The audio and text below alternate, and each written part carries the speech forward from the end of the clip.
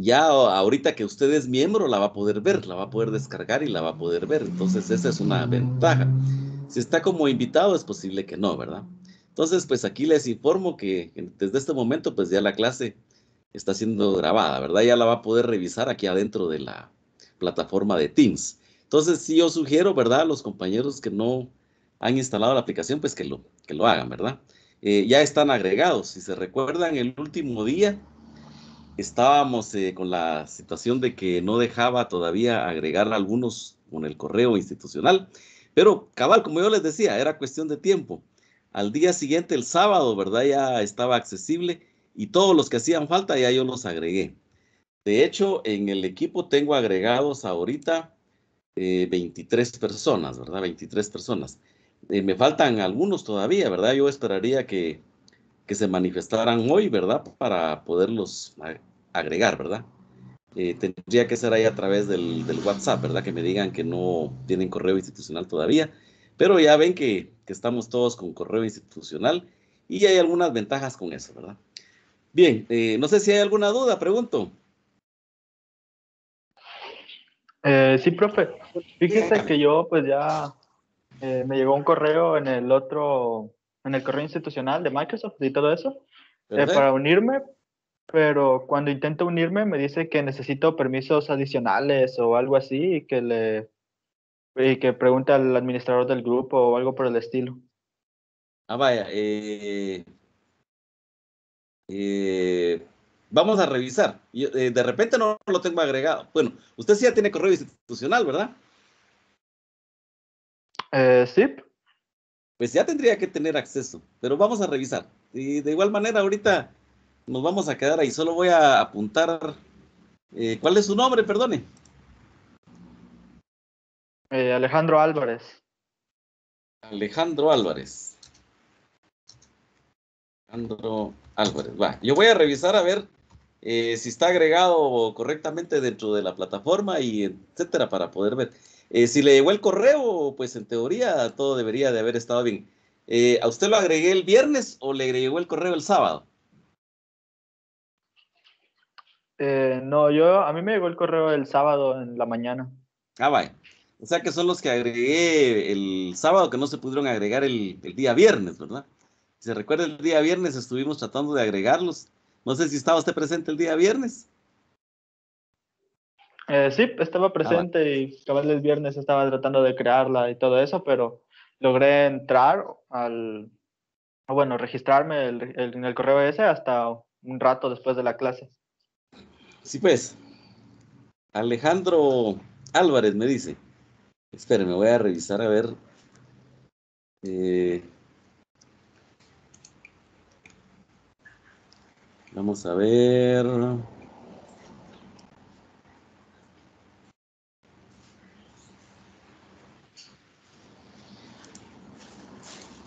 Eh, ¿Podría darme sus dos nombres y sus dos apellidos, por favor, Alejandro?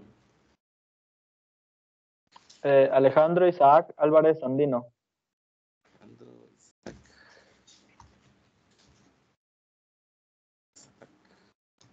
Álvarez Andino. Bueno, perfecto.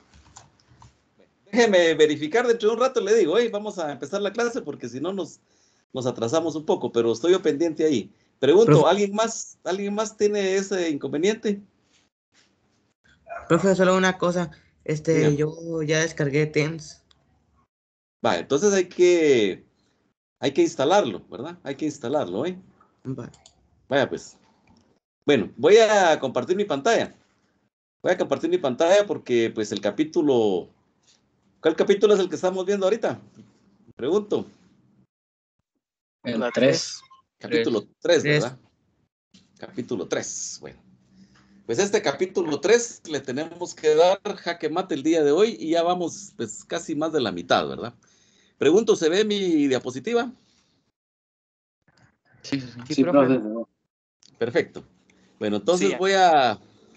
Ahí estaba un poco adelante de donde nos habíamos quedado. Voy a regresar hasta acá. Es posible que usted haya visto ahorita ahí pues un gran salto ahí entre las diapositivas, ¿verdad? Estoy situado donde dice práctica de laboratorio, instalación de Windows 10. ¿Me ven ahí? Pregunto.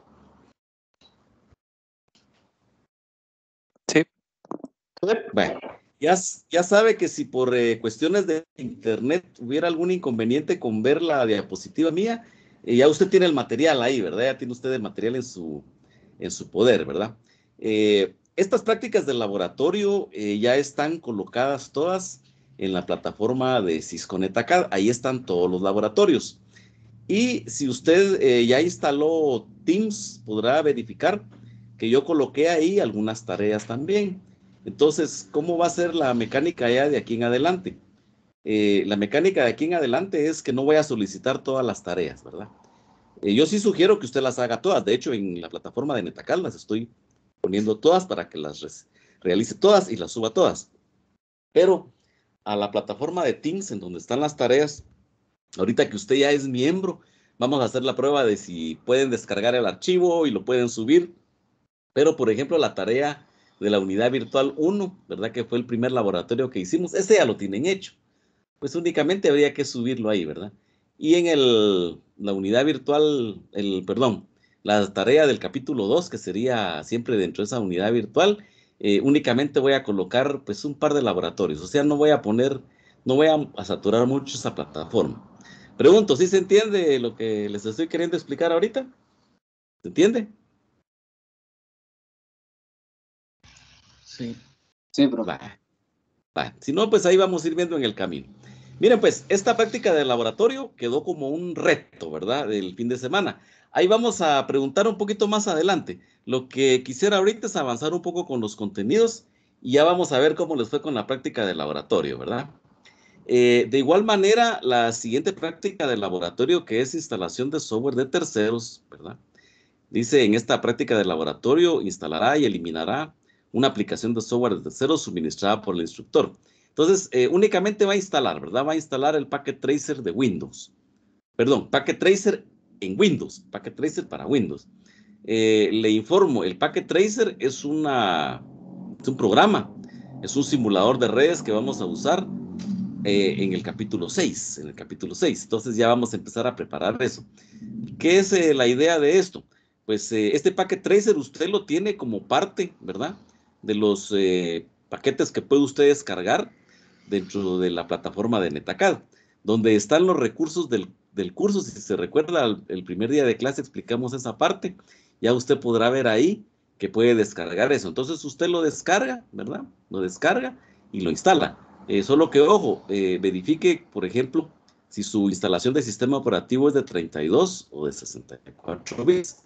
Si tuviera alguna duda con eso, me pregunta. Yo pienso pues que no todos van a tener la duda en ese sentido, a qué se refiere a instalación de Windows de 32 bits o de 64 bits. Pero si hubiera alguna duda, me dice. Entonces, la idea ahí es descargar ese software y a instalarlo. Y ahí mismo, si usted se da cuenta, hay una situación de poder ver un curso aparte de ya por su cuenta, sobre el uso del Packet Tracer. Solo que hago la salvedad que esté en inglés. Entonces, si usted desea, si tiene tiempo de ver ese curso, pues lo puede aplicar. No necesita ningún permiso ni nada, sino que lo puede hacer solito, ¿verdad? Pregunto, ¿se entiende lo del Packet Tracer?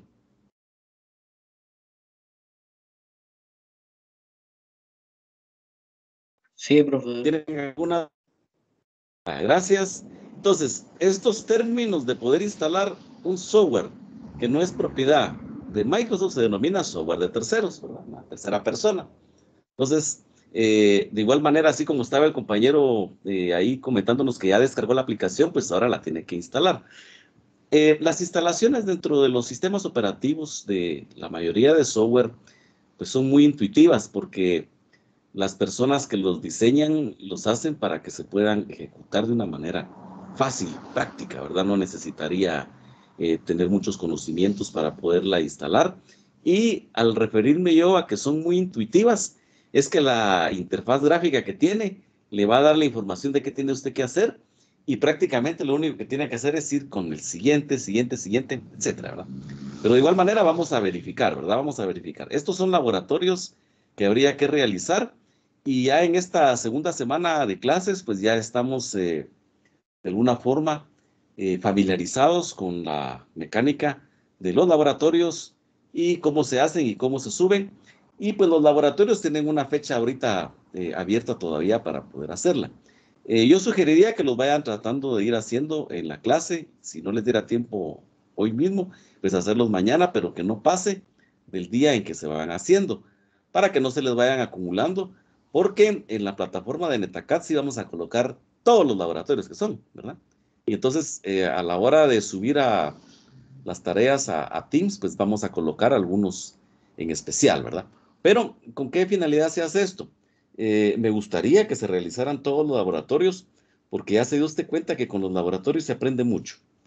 Por un lado, ¿verdad? Algunos temas muy interesantes, y en otros casos, pues el laboratorio le va a servir como guía para un procedimiento, para poder realizarlo dentro de esa máquina que yo sugerí que pudieran conseguir, ¿verdad? Entonces, la idea es esa, ¿verdad? Ir aprovechando al máximo el curso. ¿Vamos bien hasta acá, pregunto? ¿Alguna duda? Vamos a ver. Eventualmente yo pues estoy viendo la plataforma, ¿verdad? Y de repente veo si hay algún mensaje o no hay, ¿verdad? Pero estoy siguiendo la lectura, ¿verdad? La lectura de lo que yo voy hablando, ¿verdad? En la diapositiva. Pregunto, ¿se ve mi diapositiva todavía? Sí, sí se ve. Y Sí. sí Perfecto. tenía una duda. A ver, ¿La dígame. máquina virtual para cuándo es que lo va a pedir? Vamos a platicar hoy de lo de la máquina virtual. Como eso quedó como un reto, ¿verdad? Para poderlo hacer. Yo les dejé el fin de semana. ¿Usted pudo hacerlo? Todavía no lo ha hecho, pregunto. Pues de hecho, ahorita instalé el programa. No usé El VirtualBox estaba. VirtualBox, sino otra que se Vale, llama VMware. Entonces esa el firmware. me Está bien. conviene mejor. Ajá. Está bien. A mí me parece bien. No habría ningún inconveniente. Si usted Ok. puede configurar y usar el VMware, no hay ningún inconveniente. Perfecto. No solo eso hay, ¿verdad? Hay muchos más máquinas virtuales y entonces está bien, me parece bien. Entonces, dele, lo puede seguir continuando. Yo no estoy pidiendo todavía esa tarea hoy. Están ahí abiertas y pues yo sé que de repente, si es primera vez que están instalando eso, de repente les va a costar. Y entonces, como yo les mencionaba, que en un curso, pues, e-learning tenemos que ser muy creativos para tratar de ir aprovechando esto. Entonces, no se preocupe. Y si quiere usar esa máquina, perfecto. Ahí vamos entonces. Yo sé que le puedo preguntar tal vez mañana o pasado y me va a decir usted ya la tengo lista. Sí las voy a querer ver, sí las voy a querer ver específicamente por cada uno, ¿verdad? Pero ahí vamos, ahí vamos. Estamos segunda semana de clase, ahí vamos avanzando con los temas y poco a poco nos vamos a ir familiarizando más con la forma, el desarrollo, los temas y se le van a ir aclarando a usted muchas cosas más conforme vamos avanzando. Perfecto. Bueno, eh, no sé si hay alguna otra duda, pregunto. Con confianza ahí. Me puede interrumpir también en el transcurso de la clase, ¿no? Bueno, continuemos entonces. El tema que nos tenemos aquí por delante es el de la energía eléctrica. Pues ya habíamos hablado algo de energía eléctrica porque en el primer capítulo se estaban analizando algunos aspectos con relación a la seguridad eléctrica y hablábamos ya algunos aspectos que tenían que ver con la fuente de poder, porque pues hablando de energía eléctrica, en términos generales, pues hablamos, sobre todo nos interesa conocer los aspectos de la fuente de poder. Y la fuente de poder ya vimos que es un dispositivo que le va a suministrar a la energía correspondiente a la computadora para funcionar, pero la fuente de poder tiene que hacer una conversión, tiene que hacer una conversión. Tiene que transformar corriente alterna, que es la corriente del toma corriente, ¿verdad? Que es un tipo de corriente y la tiene que transformar en corriente directa, que es otro tipo de corriente, ¿verdad? Es como la de las baterías. Entonces, hay una gran diferencia si usted ve una batería o una gran diferencia si usted mira, por ejemplo, un tomacorriente eléctrico, ¿verdad? Cantidades. Usted ve el tomacorriente eléctrico, tiene se habla de 110 voltios, pero tiene más, tiene alrededor de 120 voltios, ¿verdad? De corriente alterna. Y si usted habla del voltaje de una batería, está usted hablando de 12 voltios, por ejemplo, en los valores que se utilizan para los vehículos, ¿verdad? Para los carros. ¿Alguien se recuerda del valor de la batería de CMOS que habíamos mencionado? ¿Qué valor en voltios tenía? Pregunto. 3.3 3, 5 y 12 voltios. No.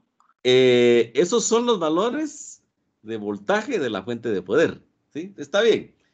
Yo estoy preguntando específicamente ahorita el valor del voltaje de la batería del CMOS, si se recuerdan la baterita tipo ficha. ¿Qué valor tenía esa batería en voltios? 3.5, si no estoy mal. 3 voltios, 3 voltios, ¿sí? 3 voltios. Entonces, aquí está lo interesante, ¿verdad? Gracias, ahí estamos, 3 voltios. El asunto es este, ¿verdad? Que estamos hablando, por ejemplo, de voltios. Miren. Ahí se habla de corriente, se habla de resistencia, se habla de energía, en un tipo de traducción que hay de los materiales en inglés hacia el español. Entonces, si se recuerda, yo les decía que no había que mezclar, por ejemplo, los criterios que hablan de voltaje, los que hablan de amperaje, la que es la corriente, los que hablan de la resistencia, que son los ohmios, y los que hablan de la potencia, que son los vatios. Entonces ahí usted mira, por ejemplo, ¿verdad? Si usted va a medir voltaje, pues se mide en voltios, si va a medir corriente o intensidad, se mide en amperios, si va a medir resistencia, es en ohmios, y si usted va a medir potencia, es en vatios, ¿verdad? Esto, pues es posible que le pueda causar un poco de confusión, porque cuando se habla de electricidad estamos hablando de estas 4 magnitudes. Y si se recuerda, yo empleé un ejemplo en donde no había que mezclar, por ejemplo, una cosa con otra, ¿verdad? Todos estos son los componentes, es la esencia de la corriente. Yo puse el ejemplo de los tomates y de las manzanas o de las naranjas, creo que era, ¿verdad? Entonces, si usted quería medir, por ejemplo, una naranja en su esencia, iba a utilizar un naranjómetro. Si usted quería medir un tomate en su esencia, un tomatómetro, pues aquí es lo mismo, ¿sí? Yo el voltaje lo voy a medir en voltios, la corriente la voy a medir en amperios, la resistencia la voy a medir en ohmios, y en este caso la potencia o los vatios los voy a medir, o la potencia la voy a medir en vatios. Pregunto, ¿alguna duda con esto?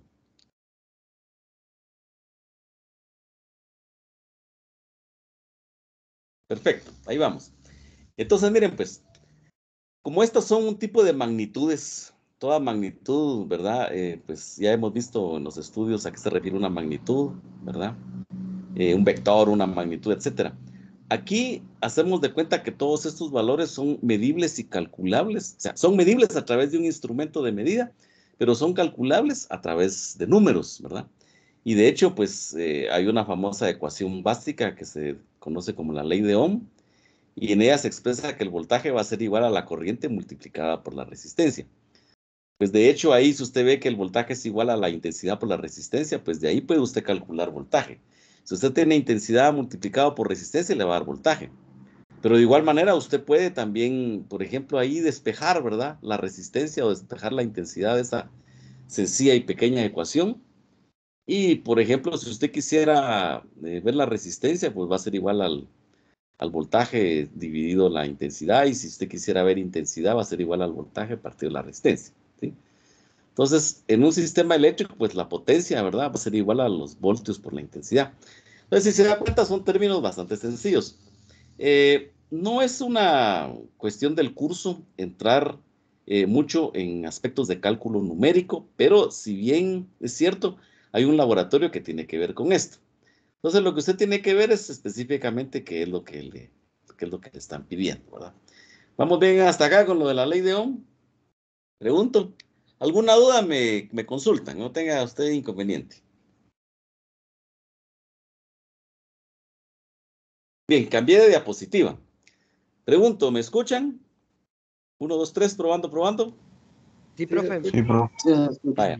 Sí, profe. ¿Están viendo la que dice configuración del voltaje de la fuente? Sí. Sí. Ah, va. Sí, profe. Entonces, mire, pues, vaya, gracias.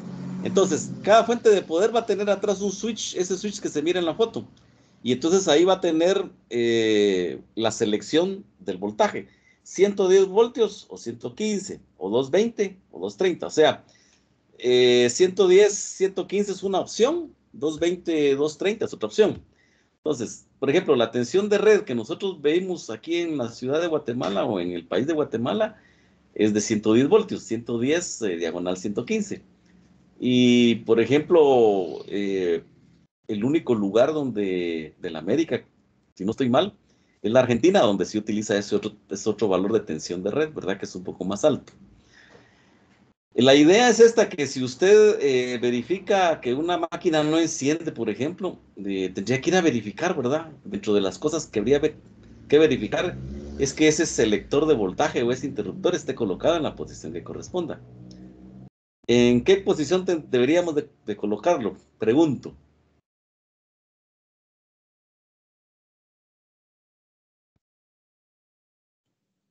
En la de 110-115. En la de 110, diagonal 115. Perfecto. ¿Por qué? Porque esa es la configuración correcta del país. ¿Qué sucedería, por ejemplo, si el selector de voltaje está puesto en el rango de 220, diagonal 230? ¿Qué sucedería? ¿Encenderá la máquina? Pregunto. Me Tal imagino vez que sí, no, profe. pero sea deficiente. Dice el compañero que sí, pero deficiente. Otro compañero dijo que no. No funcionaría, no funcionaría. No funcionaría porque está aplicando nominalmente la mitad de la tensión con Perdón, perdón, perdón, perdón, perdón, perdón, perdón. Miren pues, si la máquina estuviera puesta en el selector de 220, sí estamos bien, no funcionaría. ¿Por qué? Porque necesitaría una tensión nominal un poco más alta, ¿sí? Ni siquiera que no funcionaría a medias, no, nada, ¿verdad? Les pongo un ejemplo, les pongo un ejemplo. Imagínense que usted tiene una bombilla de luz de las de carro, de las que tienen los carros en los stops traseros. No sé si se ubican por ahí, ¿sí? Una bombilla de esas sencillas, ¿verdad? Esas que cuando se encienden las luces, la bombilla se enciende. Esa bombilla eh, funciona con 12 voltios, ¿sí? La del carro. Entonces, yo vengo y le saco esa bombilla y se la pongo a una moto, pero la moto usa 6 voltios. Entonces, como le estoy aplicando la mitad del voltaje a la bombilla no va a encender. ¿Sí? No va a encender. O en todo caso, una luz, pero demasiado tenue, pero en la fuente no funcionaría. No sé si se entiende esa parte, pregunto. Sí. Gracias. Bueno, Sí, entonces, vaya, gracias. Entonces, la tensión debería de estar acorde a la configuración correcta de la tensión que se usa en el país. Gracias. Bueno, cambié de diapositiva y coloqué, ahí estamos viendo la práctica de laboratorio de la ley de Ohm. Hoy vamos a utilizar otra mecánica, ¿verdad? Quiero avanzar con los contenidos y les voy a dar un tiempo prudencial para que revisen los laboratorios y pregunten si tienen alguna duda con relación a esto. Pregunto, ¿sí se entiende esto? Sí, profesor. vamos Gracias. a dar tiempo para ver los laboratorios que vamos a hacer. Sí, yo les voy a dar tiempo un poquito más adelante. Ok. Ahorita ya saben que van alrededor de 2 laboratorios más, ¿verdad? Entonces, los laboratorios ya están colocados en Metacar, ¿sí? Ahí hay que resolverlos todos y subirlos. Vuelvo a reiterar, en Teams vamos a subir solo algunos, ¿verdad? Perfecto. Bueno, entonces, otras cuestiones importantes a tener en cuenta es que, por ejemplo, la tensión eléctrica de la red puede fluctuar.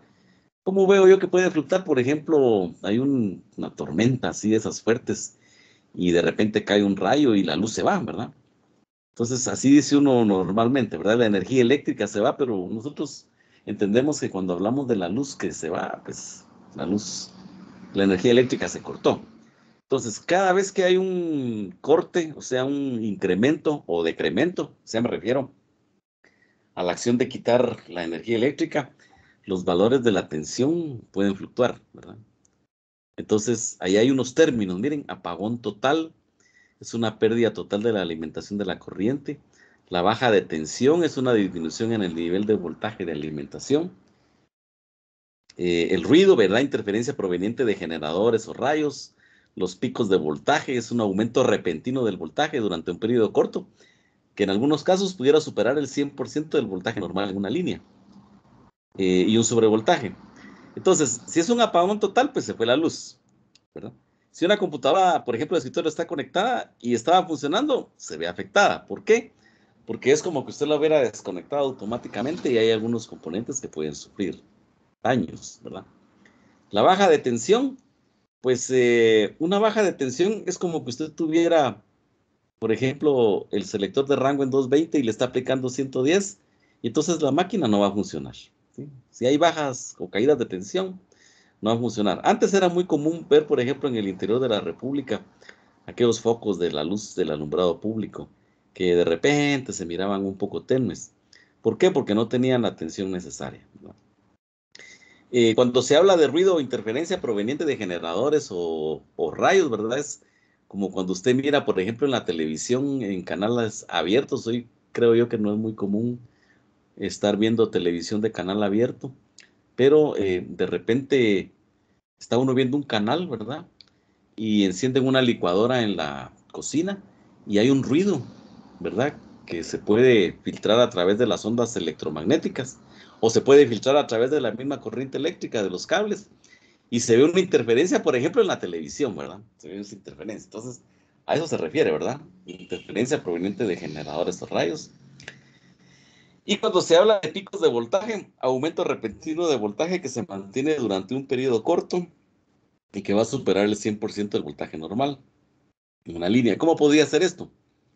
Por ejemplo, imagínese usted, ya estábamos analizando qué le sucedería a una computadora si el selector de voltaje estuviera puesto en 220. Como la tensión de red es de 110, la máquina no va a funcionar. Pero imagínese usted qué sucedería si el selector de voltaje está en 110 y yo lo conecto a una red de 220. Pregunto, ¿qué le sucedería a esa máquina? Se funde.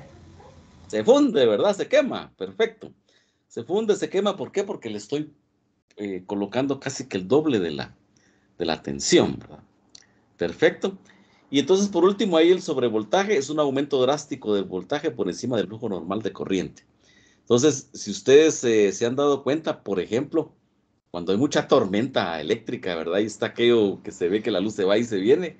Yo sugiero mejor desconectar los aparatos, ¿verdad? Y apagar la computadora y desconectarla porque de repente un rayo, ¿verdad? Cae cerca de un poste o en algún cable de alta tensión de la distribución eléctrica y pues un rayo es una cantidad de energía exagerada y esta pues se filtra a través de los componentes, las líneas de transmisión y nos llega, ¿verdad? Nos llega hasta la computadora. Entonces se quema, ¿verdad? Es muy común, por ejemplo, que hayan algunas fallas a nivel general. Yo lo he visto por manzanas, por colonias, por cuadras, que los aparatos se arruinan, ¿verdad? Porque cayó un rayo ahí en un transformador, en un poste, y se quemaron los aparatos. Y en ese caso, pues sí hay un seguro que la empresa eléctrica podría cubrir, ¿verdad? Para poder reparar esos equipos. ¿Vamos bien hasta acá? ¿Pregunto alguna duda? O sea que solo sería cuando hay tormentas que uno tiene que desconectar así aparatos electrónicos, o también viene siendo cuando son así como apagones por otro tipo digamos que en mi colonia, tal vez como hace un mes, tal vez, un poste había sido dañado por un árbol que se cayó. Entonces ahí hubo un apagón en la colonia. Ahí también se tendría que jalar todos los aparatos electrónicos, ¿o no? Sí, sí, sí, sí. Eh, Fíjese que es parte del fenómeno eléctrico, que lo que yo les mencionaba, cuando hay un incremento o decremento, o sea, cuando se corta la electricidad, por ejemplo, se activa otra vez, los picos pueden llegar un poco altos, ¿verdad? Entonces, es una buena práctica, por ejemplo, si usted no tiene protección en los equipos, desconectarlos. Y de igual manera, ¿verdad? Un árbol que cayó puede arruinar los equipos porque va a haber falla en la línea. O de repente cayó en líneas de alta tensión que hacen contacto y le está metiendo mucha más energía de la que corresponde a los equipos, por ejemplo. O un carro, ¿verdad? Un carro viene y choca un poste y ahí se cae el poste y hace averías. Entonces sí es muy normal eso. Entonces, precisamente por esas situaciones es que que se coloca estos, mire, dispositivos de protección de la alimentación. Ahí cambio de diapositiva, cambio de diapositiva. Entonces, todos los equipos, no sé si estábamos ahí con la pregunta, con la duda. Sí, sí, estamos bien. O sea que sí, si se va la luz o viene la luz, hay riesgo de los equipos. Si cae un rayo, hay riesgo de los equipos. Si se fue la luz un gran rato y tarda en venir, hay que tomar precauciones, hay que tomar precauciones. Sobre todo con los equipos sensibles, ¿verdad? Sensibles. Y yo considero una buena práctica, una sugerencia, que si se fue la luz y no ha venido y su máquina quedó desconectada, mejor, o quedó conectada, mejor desconectarla. De igual manera, esos televisores, ¿verdad? Los televisores, esos grandes, ¿verdad? Los de pantallas gigantes, etcétera. Estos sufren mucho con esas variaciones. Por eso es que a estos equipos hay que colocarles estos dispositivos. Miren, ahí tenemos pues al menos 3, ¿verdad? Un protector de sobrevoltaje, una fuente de alimentación ininterrumpible o una fuente de alimentación de reserva. Prácticamente, pues estos son las regletas, es uno, ¿verdad? Protector de sobrevoltaje. Usted se da cuenta, las regletas traen un botón ahí donde se puede apagar o desconectar la regleta. Y esas regletas traen un fusible. Si se sube, por ejemplo, hay una subida repentina de tensión con un incremento de corriente, pues la regleta se desconecta, ¿verdad? Se desconecta. Tal vez la regleta, ¿verdad? Que sería un protector de sobrevoltaje, podría ser uno de los dispositivos más baratos que pudiéramos poner, pero no el único, ¿verdad? Porque también podemos tener fuentes de alimentación ininterrumpibles o UPS, ¿verdad? Entonces, por ejemplo, se va la luz, ¿verdad? El UPS tiende a tener una batería interna que puede suplir las necesidades de energía de la máquina. O sea, no hay luz, pero el UPS le va a suplir, ¿verdad? Entonces, por lo menos dependiendo del tamaño y de la cantidad que maneje, asimismo le va a dar un tiempo prudencial. Pero, por ejemplo, yo tengo un UPS conectado con mi máquina, ahora tengo una UPS y lo tengo en una regleta, y entonces se va la luz, pues inmediatamente, ¿qué hago yo con mi computadora? Venir y cerrar lo que estoy haciendo, ¿verdad? Y apagarla, ¿verdad? Ya el UPS protegió. De hecho, puede ser en un momento repentino que caiga un rayo, ¿verdad? Y entonces, eh, en la mayoría de casos, a veces son los UPS los que se arruinan, pero los UPS pues andan en el orden de los 300, 500 quetzales, 600, dependiendo, ¿verdad? Y cuánto vale una computadora, ¿verdad? Entonces, es mejor que se queme un UPS y no que se queme la computadora. ¿Sí se entiende esta parte? Pregunto. O sea que también con los UPS sería mejor tener lo mismo, ¿verdad? De que si se va la luz, se jala ¿cómo se llama? El cable, ¿verdad? Sí, sí, sí. Pero, por ejemplo, mire, pues aquí nos mencionan la fuente de alimentación ininterrumpible UPS y una fuente de alimentación de reserva. A veces suelen venir en el mismo dispositivo, porque la fuente de alimentación de reserva es la que tiene ahí la batería, mire, ¿verdad? Dice, pues no son tan confiables como los UPS debido al tiempo de conmutación de la batería, pero sí protegen. Y yo pues considero que es una buena práctica, una sugerencia, ¿verdad? Que si usted ve, pues ahorita ya pasó la temporada de lluvias así torrenciales, aunque no sé si por sus lugares está lloviendo, aquí donde yo estoy está una leve llovizna que hubo ahorita, ¿verdad? Pero el frío suele traer ese tipo de lluvia. Pero hay momentos en que, en época de invierno, donde llueve, pues fuertísimo, ¿verdad? Y caen esos rayos tremendos. Y sí, sí, miren, a desconectar todo. Algunas cosas aguantan mucho más, por ejemplo, la refrigeradora, pues aguantan, ¿verdad? Pero hay muchas refrigeradoras ahora que tienen controles electrónicos y pues pueden sufrir también. Entonces, sí, sí, yo tal vez no lo va a encontrar en ningún libro eso, pero imagínense, usted está lloviendo y se fue la luz. Cuando la luz regresa, muchas veces no viene con el valor de tensión nominal, o sea, me refiero exactamente al valor, ¿verdad? En la actualidad se ha mejorado bastante porque los sistemas de control de las líneas de distribución lo han hecho mucho más eficiente, pero no ha sido así. Y los seguros que la empresa eléctrica sigue cubriendo todavía están vigentes.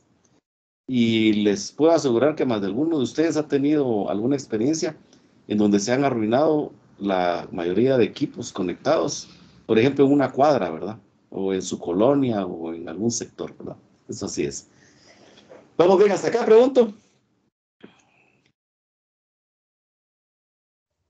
Sí, profe. Sí, todo bien.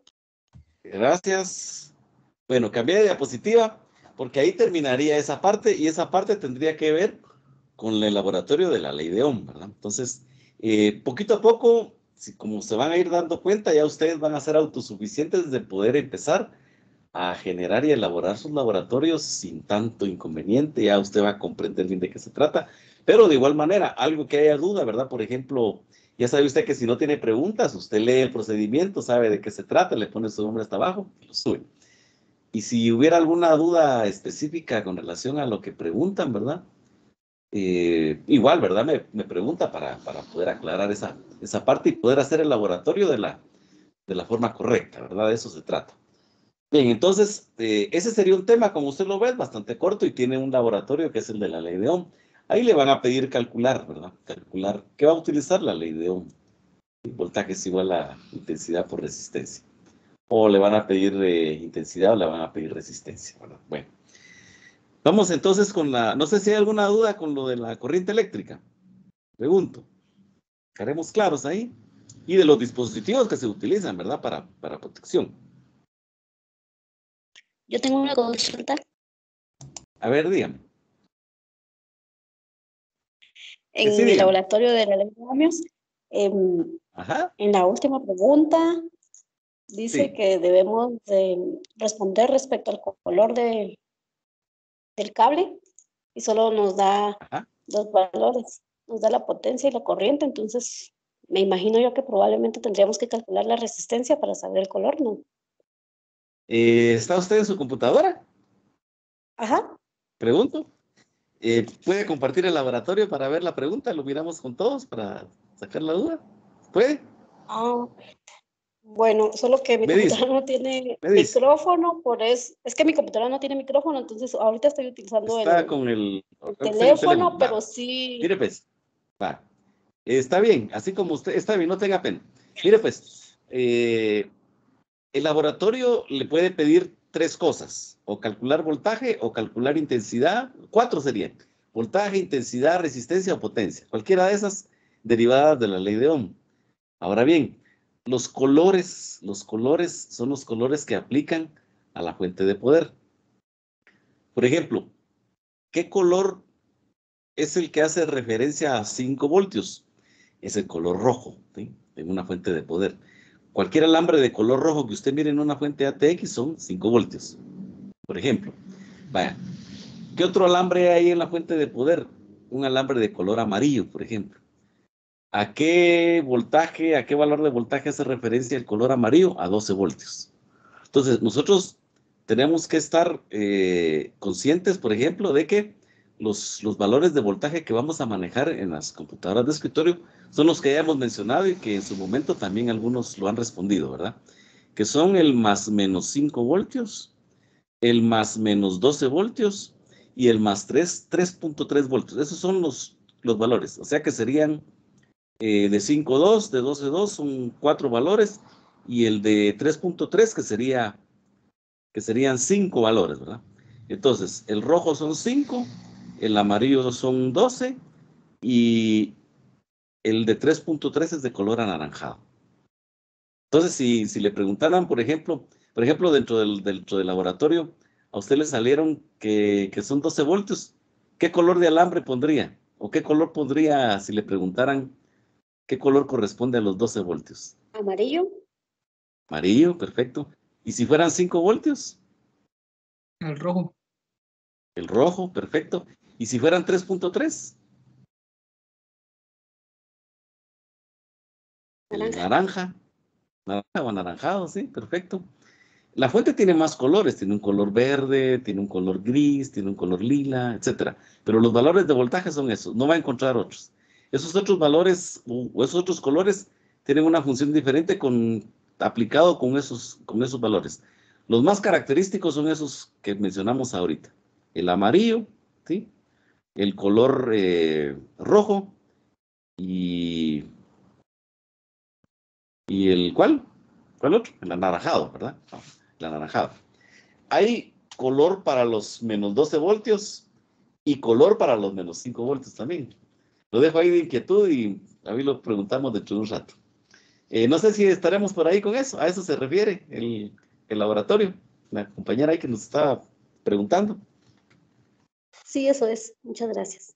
Ah, vaya, para servirle. No sé si hay alguna otra duda. Vaya, felicito ahí a la compañera y a los compañeros que ya empezaron a ver esos laboratorios, porque yo sugiero eso, ¿sí? Usted tiene que ir avanzando con el material. Si ya usted estuviera leyendo el material del capítulo 4, fabulosos. Si ya estuviera viendo qué laboratorios hay, fabulosos. Por ejemplo, si yo no coloco laboratorios ahí en la plataforma, suponiendo, por ejemplo, los del capítulo 4, ¿en dónde están esos laboratorios? Pregunto.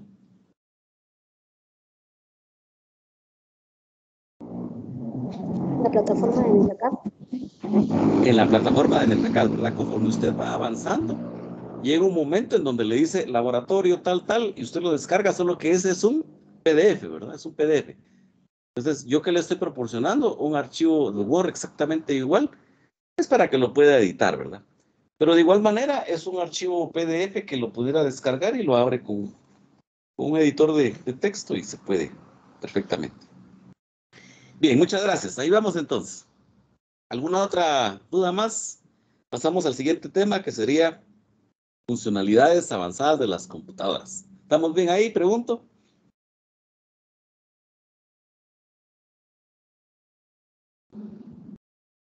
Sí, profe. Gracias. Bueno, entonces, aquí hay algunos términos importantes. Cambié de diapositiva. Estamos viendo las arquitecturas de las CPUs. Ahí lo interesante, son esos dos términos, miren, el RISC y el CISC, ¿verdad? Hace referencia a la tecnología con la cual se elaboran los microprocesadores y uno habla de un conjunto de instrucciones reducidas y otro de un conjunto de instrucciones complejas. Eso es en materia en materia teórica, ¿verdad? Para saber que los fabricantes pueden utilizar instrucciones reducidas o complejas, el RISC o el CISC, ¿verdad? Pero obviamente, pues yo a la hora de ver un microprocesador que ya está en una máquina o de comprar uno o de reemplazar uno, pues ese microprocesador ya viene predeterminado con las características que el fabricante le puso, ¿verdad? En algunos casos, pues no está uno mucho viendo si se refiere a un tipo de instrucciones reducidas o instrucciones complejas, pero es posible que le mencionen dentro de las especificaciones técnicas esto, ¿verdad? Si usted ve esos términos RISC y CISC, ya sabe a qué se refiere, ¿verdad? ¿Sí está clara esta parte? Pregunto. Sí, profe. Gracias. Miren, pues aquí hay otro término, miren, caché, ¿verdad? La caché. Entonces, mientras que la CPU ejecuta un programa, ¿verdad? Las instrucciones restantes y los datos se van a almacenar en una memoria especial cercana y de alta velocidad denominada caché. Ya habíamos hablado de esto porque ya habían hecho preguntas con relación a esto, ¿verdad? La L1, la L2, la L3, por ejemplo. Aquí hay otros datos interesantes. Características de las tecnologías, miren. Por ejemplo, Intel utiliza el hyperthreading, ¿verdad? Que lo hace con la finalidad de mejorar el rendimiento, ¿verdad? Entonces, este hyperthreading lo que hace es que ejecuta varias porciones de código con sus procesos simultáneamente, de manera que una sola CPU rinde como que si fueran dos CPUs, o sea, eh, independientemente de si tienen los microprocesadores, se habla de un núcleo, de dos núcleos, de tres núcleos, de 8 núcleos, por ejemplo, ¿verdad? Entonces son especificaciones o características que ellos tienen de poder manejar los códigos, los subprocesos, para que un microprocesador sea mucho más eficiente. Los de AMD, ¿verdad? Van a utilizar la tecnología Hypertransport, ¿verdad? Para mejorar el rendimiento. O sea que los dos, de una manera, están ejecutando o poniendo o armando, haciendo sus microprocesadores con tecnologías similares y que les ponen diferente nombre, ¿verdad? Pues ya lo habíamos mencionado, esto de los Intel y los AMD, Es como decir Coca-Cola y Pepsi-Cola, ¿verdad? ¿Cuál es mejor? ¿Cuál es peor? En las aguas estas, en los refrescos de cola, sería cuál tiene mejor sabor, cuál no, a quién le gusta esto, a quién le gusta lo otro, ¿verdad?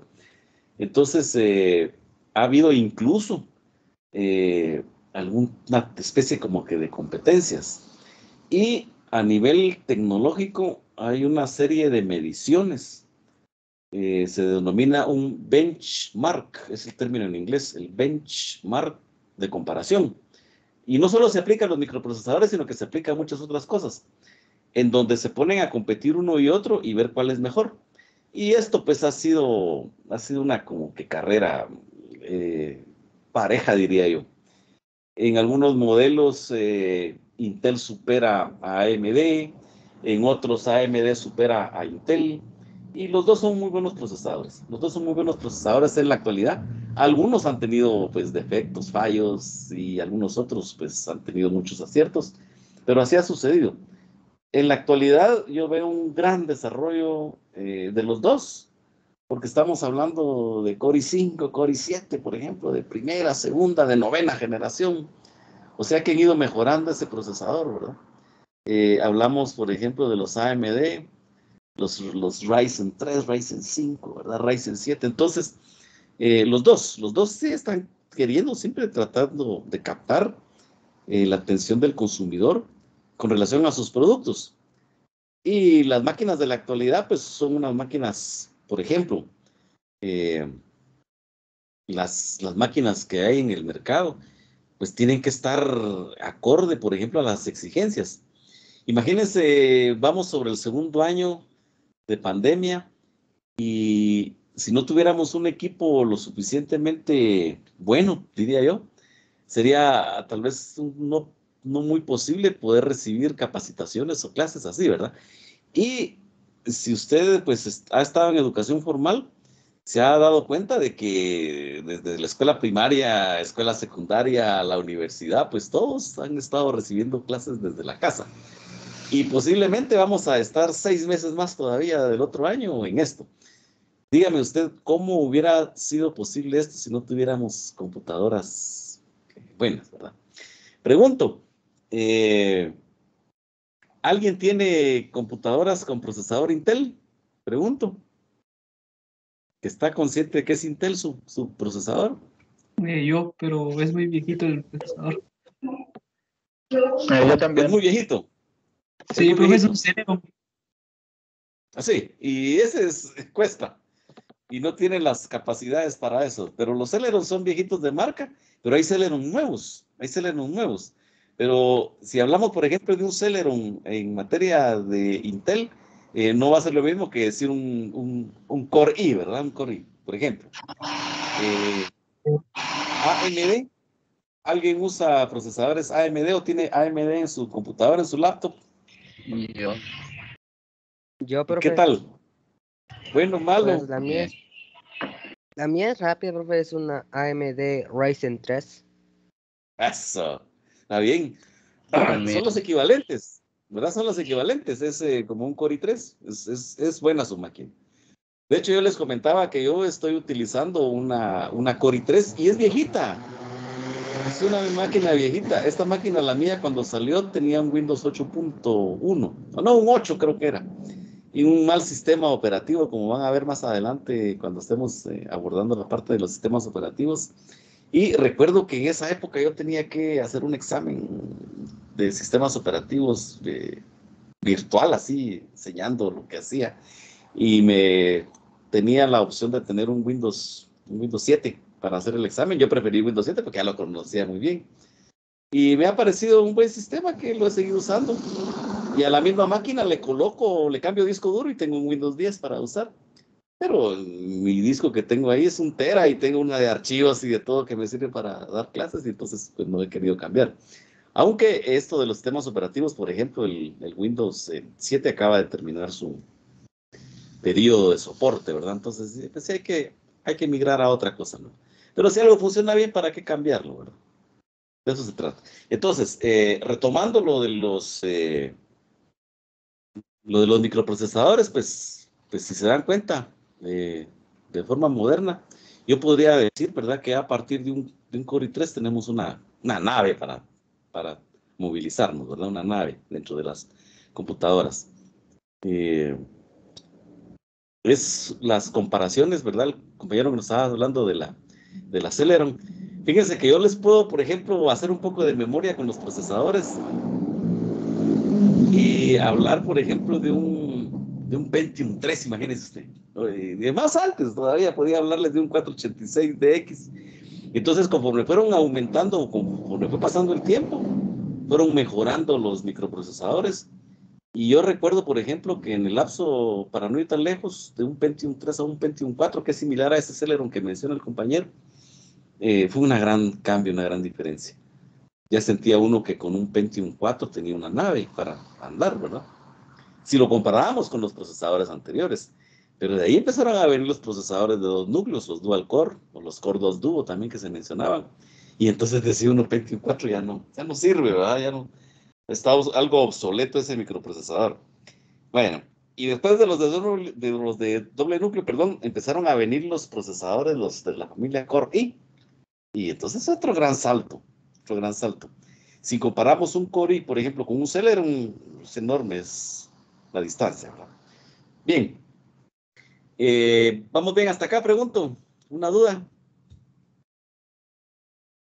Todo bien. Gracias. Bueno, mire, pues, ¿qué tienen que tener en cuenta a la hora de hablar de un microprocesador? Pues ya estamos hablando de marcas, Intel y AMD. Hay otras marcas, pero específicamente para máquinas de escritorio estas, ¿verdad? Y para algunas portátiles, por ejemplo. Si hablamos de teléfonos celulares, pues son muchos microprocesadores. Y muy buenos también, por cierto. Ahora bien, los términos que tenemos que ver es, por ejemplo, si un procesador es rápido, ¿verdad? La cantidad de datos que puede procesar, eso va a ser una frecuencia, ¿verdad? Y son ciclos por segundo o millones de ciclos por segundo, ¿verdad? Por ejemplo, el hertz es la medida de frecuencia, megahercios, ¿verdad? Gigahercios. Entonces, un procesador, cuanto más alto sea este valor de proceso, es mucho más rápido, ¿verdad? Entonces dice, sí, es un procesador, es un Core i3 de tantos gigahertz, por ejemplo. ¿Va? Entonces es un procesador relativamente rápido, si se compara la frecuencia, ¿sí? Ahora, si hablamos, por ejemplo, de los datos que una CPU puede procesar a la vez, esto va a depender del tamaño, ¿sí?, del bus en la parte delantera, o el FSB, el Front Side Bus. Este FSB o Front Side Bus, tiene relación con la tarjeta madre, sea es la forma o el canal, la autopista, a través de la que habla el microprocesador, se va a comunicar con la tarjeta madre. Entonces, ojo ahí con eso, ¿verdad? La frecuencia y el FSB son términos aplicables al microprocesador. ¿Estamos bien hasta ahí, pregunto? Sí, profe. Gracias. Pero me voy a revisar. Bye.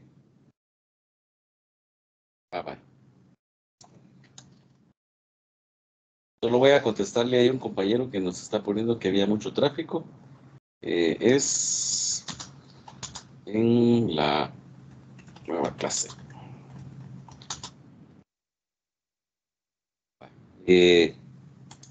¿Cuántos habremos conectados ahorita en Teams? Quiero ver si estaremos todos. Que no hay alguien que se haya quedado. Sí, estamos todos ya, mire. Qué bien. Bueno, todos estamos ya migrados hasta aquí, ¿verdad? Hago la salvedad que me gustaría, ¿verdad? Vuelvo a hacer el recordatorio, sobre todo a los que se acaban de conectar, que me gustaría que pudieran instalar el Teams dentro de sus computadoras o dentro de su dispositivo. Puede funcionar de igual manera. Al instalarlo ya usted va a poder visualizar dentro de los equipos que hay ahí, ¿verdad? Le van a aparecer al menos 2 o más si usted toma algunas otras clases. Ya puede usted escoger ahí directamente y entonces ya no va a tener la figura de invitado dentro de esta plataforma como estaban en el grupo anterior, sino que como miembro, ¿verdad?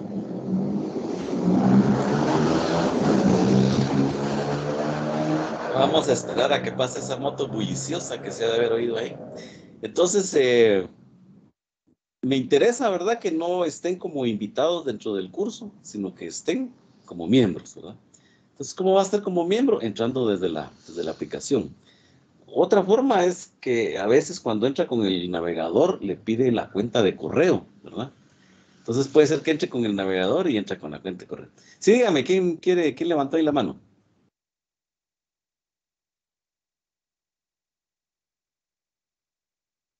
Dígame, compañero, que levantó la mano. No lo Sobre ubico quién es. lo del correo de invitación, me quería meter al grupo de Teams, pero no me deja con el correo nuevo. Ah, va. ¿Usted ya tiene instalada la aplicación? Sí, ya.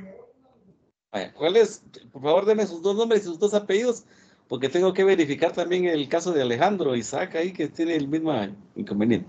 Entonces, voy a avanzar ahorita y cuando estén haciendo los laboratorios voy a revisar eso. Si me hace el favor, deme sus dos nombres y sus dos apellidos. Diego de Jesús Medina Chalip. Diego de Jesús Medina Chalip. Chalip. Vaya. Gracias. Ahí voy a verificar hoy. Ya había yo preguntado, me imagino que no estaba conectado todavía. Ahorita, hasta el momento, solo un compañero nos falta que se conecte, ¿verdad? Ahí estás también, Oscar, invitado. Si tiene, y Romael también, ¿verdad? Ahí los estoy viendo como invitados. Entonces, hay que verificar, ¿verdad? Si no ha instalado el Teams todavía, pues hay que verificar. Yo voy a verificar en la plataforma dentro de un ratito para ver que las configuraciones estén bien, pero como se han dado cuenta, esto es, a veces lleva tiempo a que el sistema responda, ¿verdad? Como nos pasó el viernes, que habíamos podido agregar a la mayoría, pero algunos que no se dejaban y el sábado ya se pudieron dejar. Entonces aquí apunté ya los nombres. Perfecto. Muchas gracias. No sé si alguien más. Bueno, pregunto, ¿siguen viendo mi diapositiva? Cambié de diapositiva. ¿Se ve? Mejora de funcionamiento de la CPU a continuación. Bueno, dice, la técnica de overclocking se utiliza para hacer... Miren, pues aquí hay otro término. El overclocking. El overclocking significa configurar dentro del sistema básico de entrada y salida la mayor frecuencia con la que el procesador puede funcionar. Esto por defecto no viene así. Por decirles algo, por ejemplo, digamos que un microprocesador viniera para trabajar con 10 lo máximo, por así decirles algo. Eso que es un ejemplo. Por defecto no va a venir así que funcione con 10, sino que va a venir que funcione con 5, ¿sí? Entonces, ¿qué se puede hacer? Viene uno y lo puede overclockear, ¿verdad? O sea, le puede aumentar la frecuencia, ¿sí? Puede aumentar la frecuencia de respuesta, la velocidad de procesamiento de datos, ¿verdad? Entonces, esto pues puede ser válido siempre y cuando usted conozca bien los parámetros con los cuales usted puede hacer esto. ¿Por qué? Porque si usted obliga al microprocesador a trabajar mucho más rápido, este se va a calentar más, ¿verdad? Entonces, ahí se menciona que no es muy recomendable, ¿verdad? Si usted desea mejorar el rendimiento de esto, ¿por qué? Porque la PC se puede dañar. O sea, se puede dañar la CPU, ¿sí?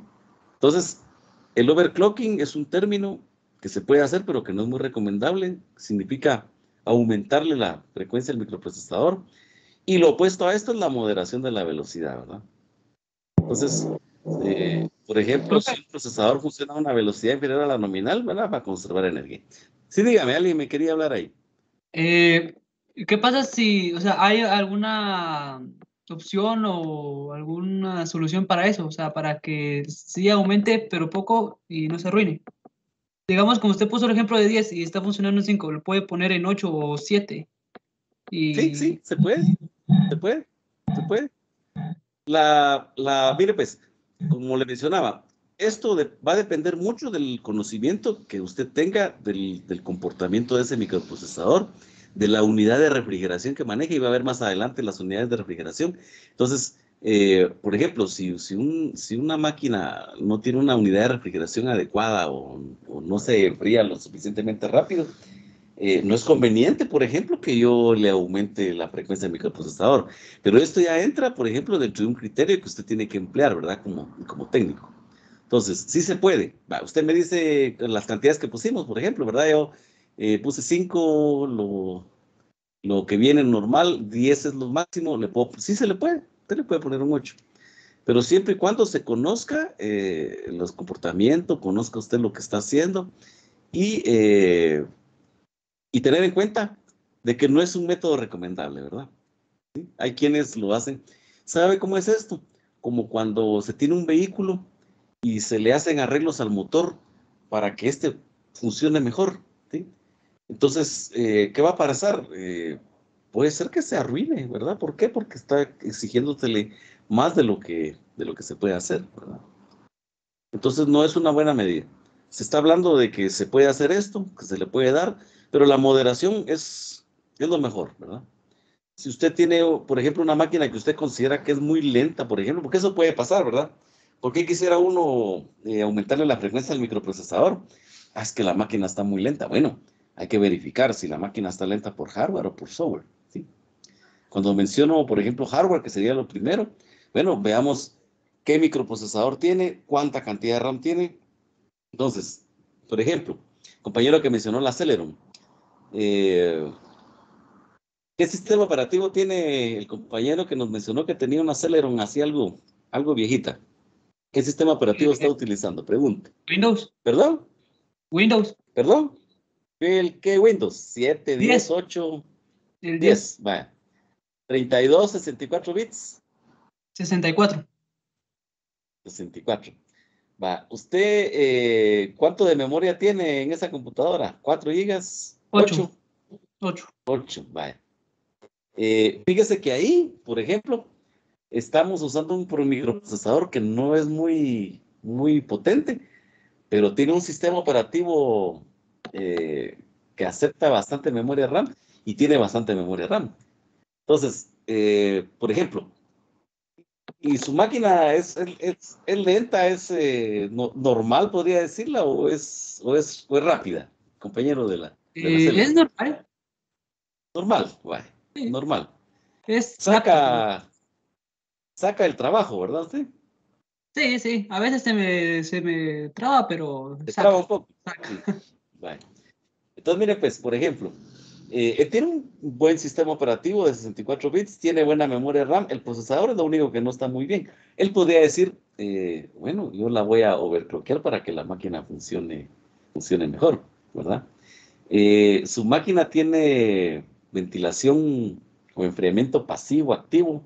Cuando me refiero a pasivo es que no tiene ventiladores, está sellada la máquina. No le ve usted ranuras, ni escucha ventiladores, ni aire caliente que sale de la máquina, o sí tiene ventiladores. Sí, es que es Compañero laptop. de las... Por eso, Sí, tiene es ventilador la activo. laptop. Sí, sí. Ah, va. Bueno, entonces ahí podría uno, usted pensaría, por ejemplo, ¿sopesaría usted acelerar la frecuencia de su microprocesador? Pregunto. Bueno, si se pudiera, solo un poquito más y le compraría un Un ventilador de poquito más, mesa. ¿verdad? Un poquito más, ¿verdad? Un poquito Solo más. uno o Para dos. ver que la máquina fuera un poquito más rápida. Ahora, tomemos en cuenta esto. Yo sé que mi procesador no es el procesador más rápido ni más potente que hay. Entonces yo le voy a exigir más, ¿verdad? Le voy a exigir más. Es posible que lo force tanto que el procesador se arruine, ¿verdad? ¿Por qué? Porque de todo lo que tiene la máquina, tiene buena cantidad de RAM, tiene sistema operativo bueno, ¿verdad? El microprocesador es ahí el punto débil, entonces es de sopesarlo, ¿verdad? No sé, el compañero que nos preguntaba si se puede o no se puede, si estará claro eso. Sí, era yo, profe, también. Ah, vaya, buenísimo. Buenísimo. Normalmente yo ahorita estoy viendo las diapositivas, ¿verdad? Entonces no miro quién me está hablando y a veces no lo puedo visualizar, por eso pregunto, pero qué bueno, ¿verdad? Qué bueno ahí. Mire, pues, ojo, yo no sé si usted tiene experiencia en eso, no tiene experiencia, pero ya vio, por ejemplo, cómo estaba el esquema del setup, o sea, la entrada al sistema básico, entrada y salida, y en qué parte es el microprocesador. Si usted ya considera que pudiera hacerlo, me gustaría solo que viera, ¿sí? No, no ahorita, porque tendría que apagar la máquina, pero que viera y que mirara qué características y cómo está eso. Pero les hago la observación. Yo recomiendo que cuando uno empieza y no tiene mucha experiencia, lo único que puede entrar a configurar en el setup, uno es la hora y la fecha de la computadora, y dos es el orden de encendido. No más, no se complique. Hay muchas configuraciones ahí, incluyendo esa, y que si yo no soy lo suficientemente experto en esto o con experiencia, puedo arruinar la máquina. Entonces, ahí sí que había que pensarlo, ¿verdad? Bien, no sé si hay alguna duda con relación a esto, del overclocking, de la frecuencia. Entonces, no se le puede pedir pues a una máquina que no tiene un microprocesador potente, pues que sea mucho más rápida que un margen que tenga, ¿verdad? Pregunto, ¿estaremos bien hasta acá? Sí, profe. Bueno, gracias. Bueno, miren, pues aquí hay otro término interesante que habla que de la virtualización de la CPU es una función de hardware admitida por las CPUs de AMD e Intel que permite que un solo procesador actúe como varios procesadores. Miren, pues aquí hay algo interesante porque, fíjense, pues, yo les dejé como reto que me trataran de instalar una máquina de Windows 10 y yo estoy seguro que algunos sí lo pudo hacer. Estoy seguro que algunos sí lo pudo hacer. Y estoy seguro también que alguno tiene algún inconveniente, tiene algún problema y no pudo y la máquina no se dejó y no hubo, ¿verdad? No hubo forma. Aquí hay una configuración específica que hay que realizar en BIOS. Miren, ahí nos está hablando de la virtualización, ¿verdad? O sea, es una funcionalidad de hardware, ¿verdad? Que se admite o es admitida por las dos marcas principales de fabricantes de microprocesadores. Y entonces la funcionalidad es permitir que un procesador actúe como varios. Pero aquí entra también el aspecto de la virtualización de la CPU, en donde puede ejecutar varios sistemas operativos en paralelo en sus propias máquinas virtuales, como si estuviera ejecutando en computadoras completamente independientes. Entonces, cuando estaban tratando de instalar el sistema o cuando estaban instalando el VirtualBox, de repente no los dejaba. ¿Por qué? Pues porque hay que configurar en BIOS esta virtualización, ¿verdad? Si usted no le permite a la computadora que virtualice, no lo va a dejar instalar ninguna máquina virtual. Y de repente por ahí andaba algún problema de algún compañero, ¿verdad? ¿Sí se entiende esto? Pregunto. Sí, profe. Entonces tenemos que entrar al setup y actualizarla técnicamente. Para los que no podemos instalar el VirtualBox. Sí, exactamente. Así es eso, ¿verdad? Así es eso. De repente por eso no lo dejó. Ahora pregunto, ¿hay alguien que se le haya podido instalar? Yo ya. Ah, vale, ahí hay uno. ¿Quién más? También lo instalé. Van dos. ¿Quién más? Yo lo instalé. Yo, profesor. Yo 3, también. 4, 5, Yo también. Me va relento, 6, pero sí pude. 7. Sí, no, está bien porque depende de su máquina. Pero mire, pues es un triunfo que se haya podido instalar, ¿verdad? Que se haya podido instalar ese sistema y que ya esté corriendo, aunque lento, en una máquina Yo virtual. también, profe. Perfecto, los felicito. Ah, mire, pues, vamos en el orden ya casi de 10, casi la mitad de la clase se pudo. De repente a alguno le dio problema, pero ahorita que estamos hablando de esto, pues ya sabe, ¿verdad? Ya sabe que hay que configurar eso. De hecho, si observan los videos, en más de alguno le indica, ¿verdad? Y le da un chivo ahí como para ver si está habilitada la virtualización.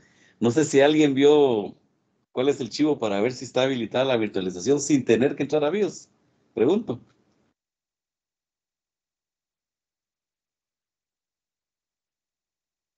¿No?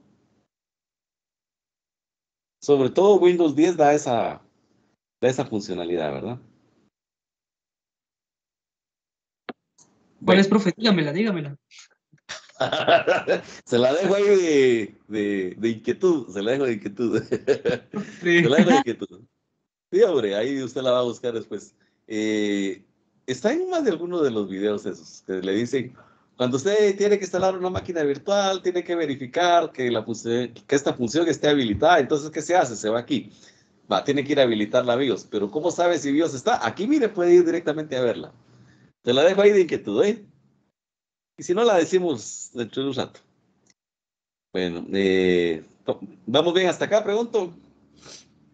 Fíjense que no me recordaba que tenemos el examen del capítulo 2 hoy porque estaba revisando hay un compañero ahí que dice que no ha salido del trabajo y del examen, quiere que se lo pongamos mañana, ¿verdad? Cabal es el compañero que creo que no está todavía, que no se ha conectado. Vamos a ver, entre los participantes.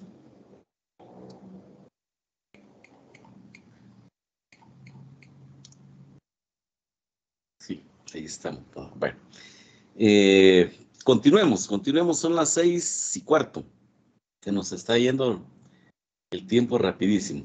¿Ven mi diapositiva en donde dice procesadores multinúcleo, donde hay una tabla, pregunto? Sí, profe. Sí. Entonces, pues, ahí hay cantidad de núcleos, descripción. Y miren, un núcleo, doble núcleo, 3 núcleos, 4 núcleos, 6 núcleos, 8 núcleos, ¿sí? Eso significa que un microprocesador se puede comportar o tener la factibilidad, podría así decirlo, de comportarse un solo procesador como que fueran 8, ¿sí? 8 o 6 o 4 o 3 o 2. Y de hecho yo me recuerdo haber visto videos ahí en YouTube, no de ahorita, sino que de hace rato, con esa competencia que mantenían AMD, ¿verdad? En donde salía un video con un par de tigres así, tigres de esos como de Bengala. No sé si los ubican, esos amarillos así grandotes los tigres. Y salían 3 gatitos, ¿no? 3 gatitos. Entonces, los 2 tigres eran Intel, ¿verdad? Procesador de 2 núcleos. No, perdón, los 2 tigres eran Intel, procesador de 2 núcleos. Y los 3 núcleos eran AMD, ¿verdad? Con 3 gatitos. Y decían, ¿qué será mejor? ¿2 tigres o 3 gatitos, ¿verdad? A manera como de chiste, ¿verdad? Entonces, si ustedes ponen, por ejemplo, en internet AMD versus Intel, van a encontrar que hay muchos videos, ¿verdad? Algunos chistosos, otros buenos, etcétera. Pero con ese tipo de competencia que les digo. Entonces ahí está la tabla esta, ¿verdad? Cambié de diapositiva, ¿verdad? Entonces, algunos CPUs, ¿verdad? Por ejemplo, los más modernos ya integran el proceso del video dentro del mismo procesador. Quiere decir que el microprocesador tiene una GPU integrada ahí, ¿verdad? Esta GPU va a realizar los cálculos matemáticos rápidos necesarios para poder representar gráficos de una manera más funcional, ¿verdad? Porque ya lo tiene integrado. Entonces, CPU quiere decir unidad central de procesamiento y GPU, pues, lo mismo solo que gráficos, ¿verdad? ¿Vamos bien hasta acá? Pregunto. ¿La diferencia entre los dos, CPU y GPU? Profe, ¿es más Diga. benefactor tener que las GPUs vengan integradas en los procesadores? Pues los más modernos así vienen. Los Core i y los Ryzen así vienen, con nombres diferentes. Normalmente las máquinas viejitas, por ejemplo, ese procesador Celeron tiene una tarjeta de video integrada aparte en la tarjeta madre. Pero si estamos hablando de un Core i, por ejemplo, en el mismo procesador viene integrada ya la tarjeta gráfica. El chip de proceso de la tarjeta gráfica. O sea que ha sido una como que funcionalidad que se dieron cuenta que tenía, que era mucho mejor, ¿verdad? Así vienen los procesadores modernos. No creo que den vuelta atrás, a no ser que empiecen a diseñar. Había por ahí la idea de fabricar procesadores moleculares, imagínense. Procesadores que sí, poco a poco se van a ir pareciendo más como un cerebro, imagínense usted. porque imagínese, mire usted la analogía que hay entre, por ejemplo, una computadora y un ser humano, ¿verdad? Un cerebro es un microprocesador con una memoria RAM integrada de lo más fabuloso. Entonces, que tecnológicamente podamos llegar a hacer algo así, está un poco lejos. Pero, así hablando ciencia ficción futurista, pues quieren realizar algún tipo de interfaz, ¿verdad? Entre un cerebro humano y un microprocesador, por ejemplo, o un hardware, ¿verdad? Que se pueda manejar de esa manera. Pero cualquier hardware que aparentemente es inteligente, y mire teléfonos, cámaras, no sé, cualquier hardware de esos, todos están manejando microprocesadores, ¿verdad? Todos están manejando microprocesadores. Bueno, de hecho, hay personas que les han hecho implantes ya en el cerebro para poder conectarlos a una interfaz, ¿verdad? Pregunto, ¿alguno de ustedes se arriesgaría a tener un implante o hacerse un implante de esos en el cerebro? Pregunto. No, profe. Y fíjense que ahí hay un video por ahí donde hay una persona que se lo hizo. ¿Por qué creen ustedes que él se hizo esa operación en el cerebro? Porque prácticamente le taladraron la cabeza y le metieron unos electrodos allá adentro. Y de hecho ya pues con el cerebro, con el pensamiento, podía empezar a manejar un cursor de computadora, por ejemplo. ¿Cuál creen ustedes que fue la motivación de esa persona para hacerse eso? Pregunto. Puede que haya tenido un accidente. Exactamente, ¿verdad? Un minusválido, ¿verdad? Cuadrapléjico, parapléjico. De hecho, esa persona no tenía movilidad del cuello para abajo. Entonces, pues, ¿qué más tenía que perder? Tal vez la vida, ¿va? Si se hacía una operación y quedara mal. Pero en ese sentido, pues, yo siento que quiso mejorar, ¿verdad? Y no está lejos de que de alguna manera podamos tener una interfaz sin tener que perforar el cerebro, ¿va? Pienso yo. Así hablando futuristamente. Bueno, vamos a cambiar de diapositiva. Aquí tenemos los mecanismos de refrigeración, ¿sí? El ventilador del gabinete, el disipador térmico, como los podrán observar ahí, pues la mayoría de máquinas tiene esto. Más adelante, cuando empecemos a ver el capítulo 7, que son las portátiles, van a darse cuenta que igual va a tener de esto, ¿verdad? Pero tiene una estructura un poco diferente. Y hablamos como refrigeración pasiva y activa. Cambio de diapositiva. Ahí puede ver otros sistemas de refrigeración, miren. Con ventilador en el CPU, ¿verdad? La refrigeración de la tarjeta gráfica. De hecho, si mira ahí en la foto de en medio, están viendo, no sé si están viendo esa diapositiva, pregunto. Mecanismos de refrigeración de la CPU. ¿No sí? Bueno. Ahí, pues, esta es una tarjeta, es un acelerador gráfico, es una tarjeta de video. Y estas tarjetas de video, como tienen muchos requerimientos, necesitan enfriarse, ¿verdad? Necesitan enfriarse. Y el sistema de refrigeración por agua, miren, una placa metálica sobre el microprocesador, hay una bomba, ¿sí? Hay un refrigerante, como que fuera un carro, ¿verdad? Y el agua va a bombear hacia un radiador, ¿verdad? De hecho, pues hay unas tendencias también en donde uno puede hacer una máquina de estas, ¿verdad? Y le pone todos estos aditamentos, le pone un case transparente, le pone luces neón, ¿verdad? Ya tiene una máquina personalizada. ¿Vamos bien hasta acá? Pregunto, ¿alguna pregunta más de los microprocesadores? No, profe. Bueno, muchas gracias. Bueno, aquí viene un nuevo tema. Viene un nuevo tema. Y este nuevo tema tiene que ver con redundancia en discos duros, ¿verdad? Usted se ha dado cuenta que toma fotos con su teléfono celular y no sé si ha configurado o sea, en un momento dado con tanta foto que uno toma se llena el teléfono, ¿verdad? Aunque los teléfonos ahora, pues yo estoy viendo unos teléfonos con una cantidad de almacenamiento, pero que da miedo, ¿verdad? De lo grandes que son. Pero si usted tiene, por ejemplo, un teléfono que diga usted, pues tiene unos 16 gigas de almacenamiento en el disco duro, cosa que es bastante para un teléfono, se va a dar cuenta que en un momento dado eso se queda corto. ¿Sí? ¿Qué opción han encontrado, por ejemplo, ustedes para poder almacenar toda esa cantidad de fotos cuando el teléfono se llena y no las quieren perder? Pregunto. Subirlos a la nube. Pasarlo Subirlos a a la la micro. nube. Perfecto. Perfecto. O pasarlos a la micro SD, ¿verdad? Por ejemplo, la configuración a la nube, ¿sí? Por ejemplo, Google Fotos, no sé si lo han utilizado, es automático, ¿verdad? Yo tomo fotos y inmediatamente se van, me vienen fotos de WhatsApp y automáticamente se van a la nube, etcétera.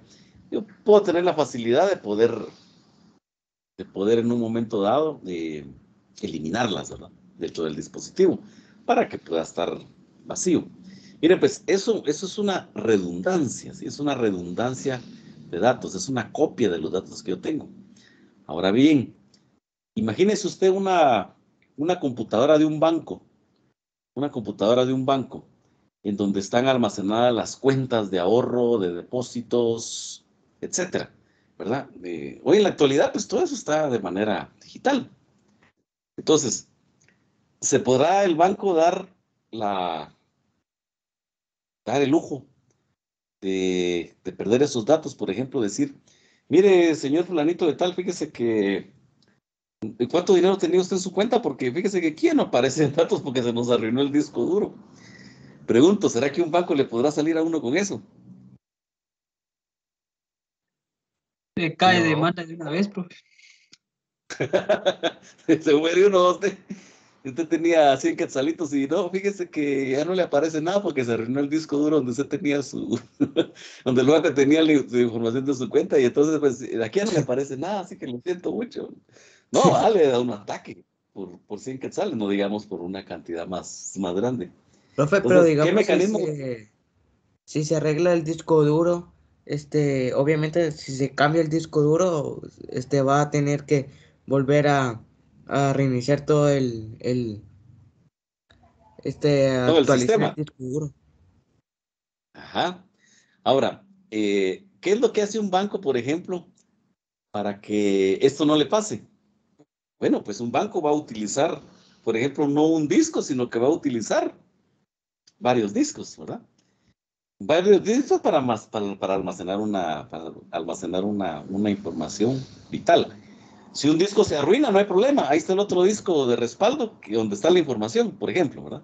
Y no hay uno, hay 5 discos más. Y aparte de esto, está la nube, ¿sí? Ahí en la nube estamos almacenando. Y la nube, pues imagino uno mira al cielo y mira la nube y dice, ¿cómo será que estarán los archivos ahí arriba? No, pues la nube no es ni más ni menos que un edificio también, ¿verdad? Donde hay discos duros físicos y ahí mismo se están almacenando la información. Pero ahí dentro de la nube también hay redundancia, ¿sí? Entonces ahí viene el término miren, el concepto de RAID, ¿verdad? Como usted lo mira ahí. Entonces el RAID no es ni más ni menos que tener varios discos duros haciendo una misma función, ¿verdad? Con diferentes configuraciones. Por ejemplo, hay características de segmentado, de duplicación, de paridad doble. Esos son términos ya aplicados, ¿verdad?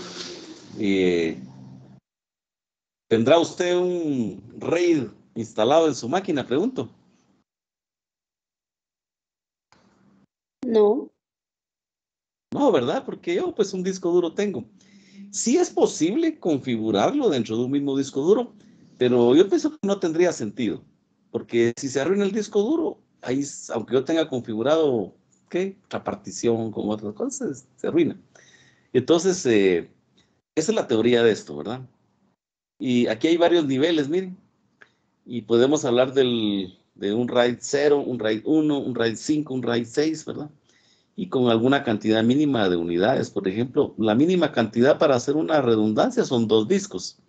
Ya que usted tiene uno y en el otro pues va a tener un espejo, pudiera ser una copia de los archivos, ¿verdad? Y por ejemplo, miren, si usted utiliza el RAID 0, dice que si falla una unidad, ¿sí? Se pierden todos los datos, miren. Rendimiento y capacidad, o sea, tiene algunas ventajas, algunas desventajas. Por ejemplo, la ventaja es rendimiento y capacidad, pero si una unidad falla, se pierden los datos. Si implementa un RAID 1, ¿verdad? Rendimiento y confiabilidad con 2 discos duros, pero la capacidad es la mitad de tamaño total de la unidad. Entonces, si usted se da cuenta en esta tabla, hay muchas variantes de cómo poder configurar varios discos duros. ¿Sí? Los niveles más altos del RAID, ¿verdad? Como el RAID 5 o 6 son los que van a utilizar segmentación y paridad en combinación para proporcionar velocidad y crear grandes volúmenes. Entonces, pues, ¿qué tipo o qué RAID implementan, por ejemplo, en un banco? Pues no sé, ¿verdad? Había que ver. Pero, de hecho, tienen estipulado ya, ¿verdad? Determinado cuál es la funcionalidad que más les brinda, ¿verdad? Sí está claro esto, lo de los niveles de redundancia de los discos duros. Pregunto.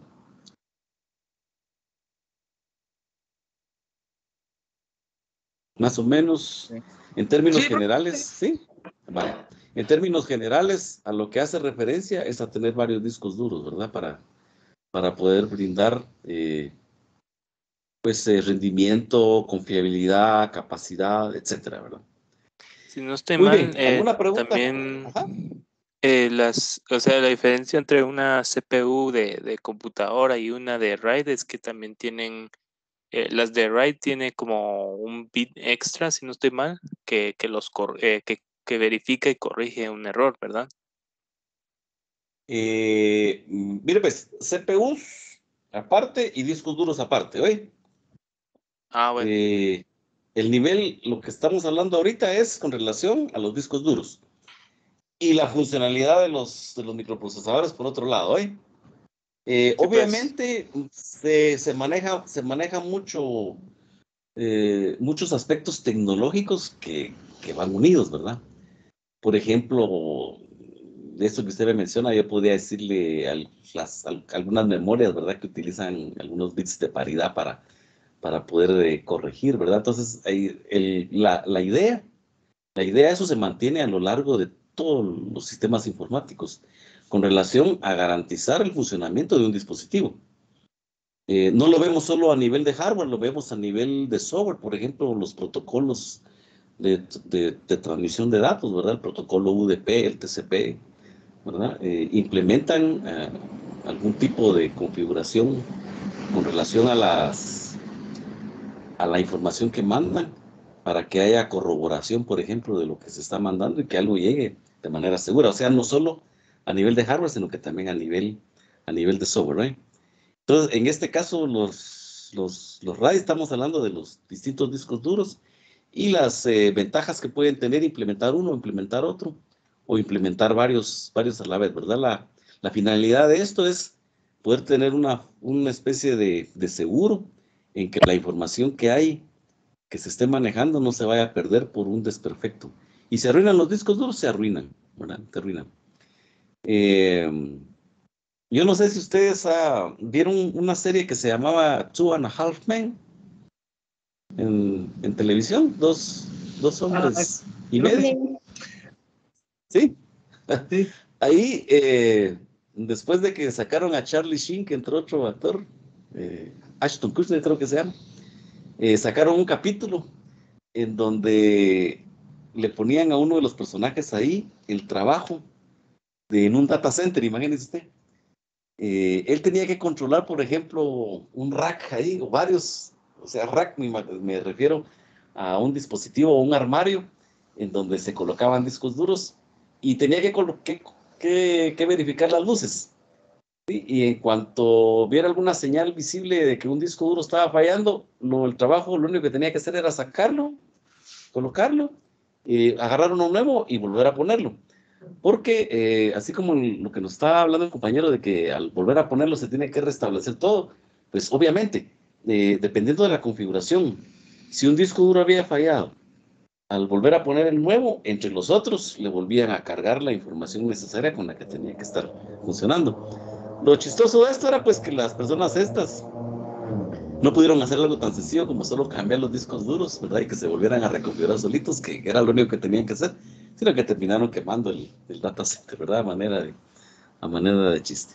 Bien, no sé si hay alguna otra pregunta con relación a los niveles de RAID.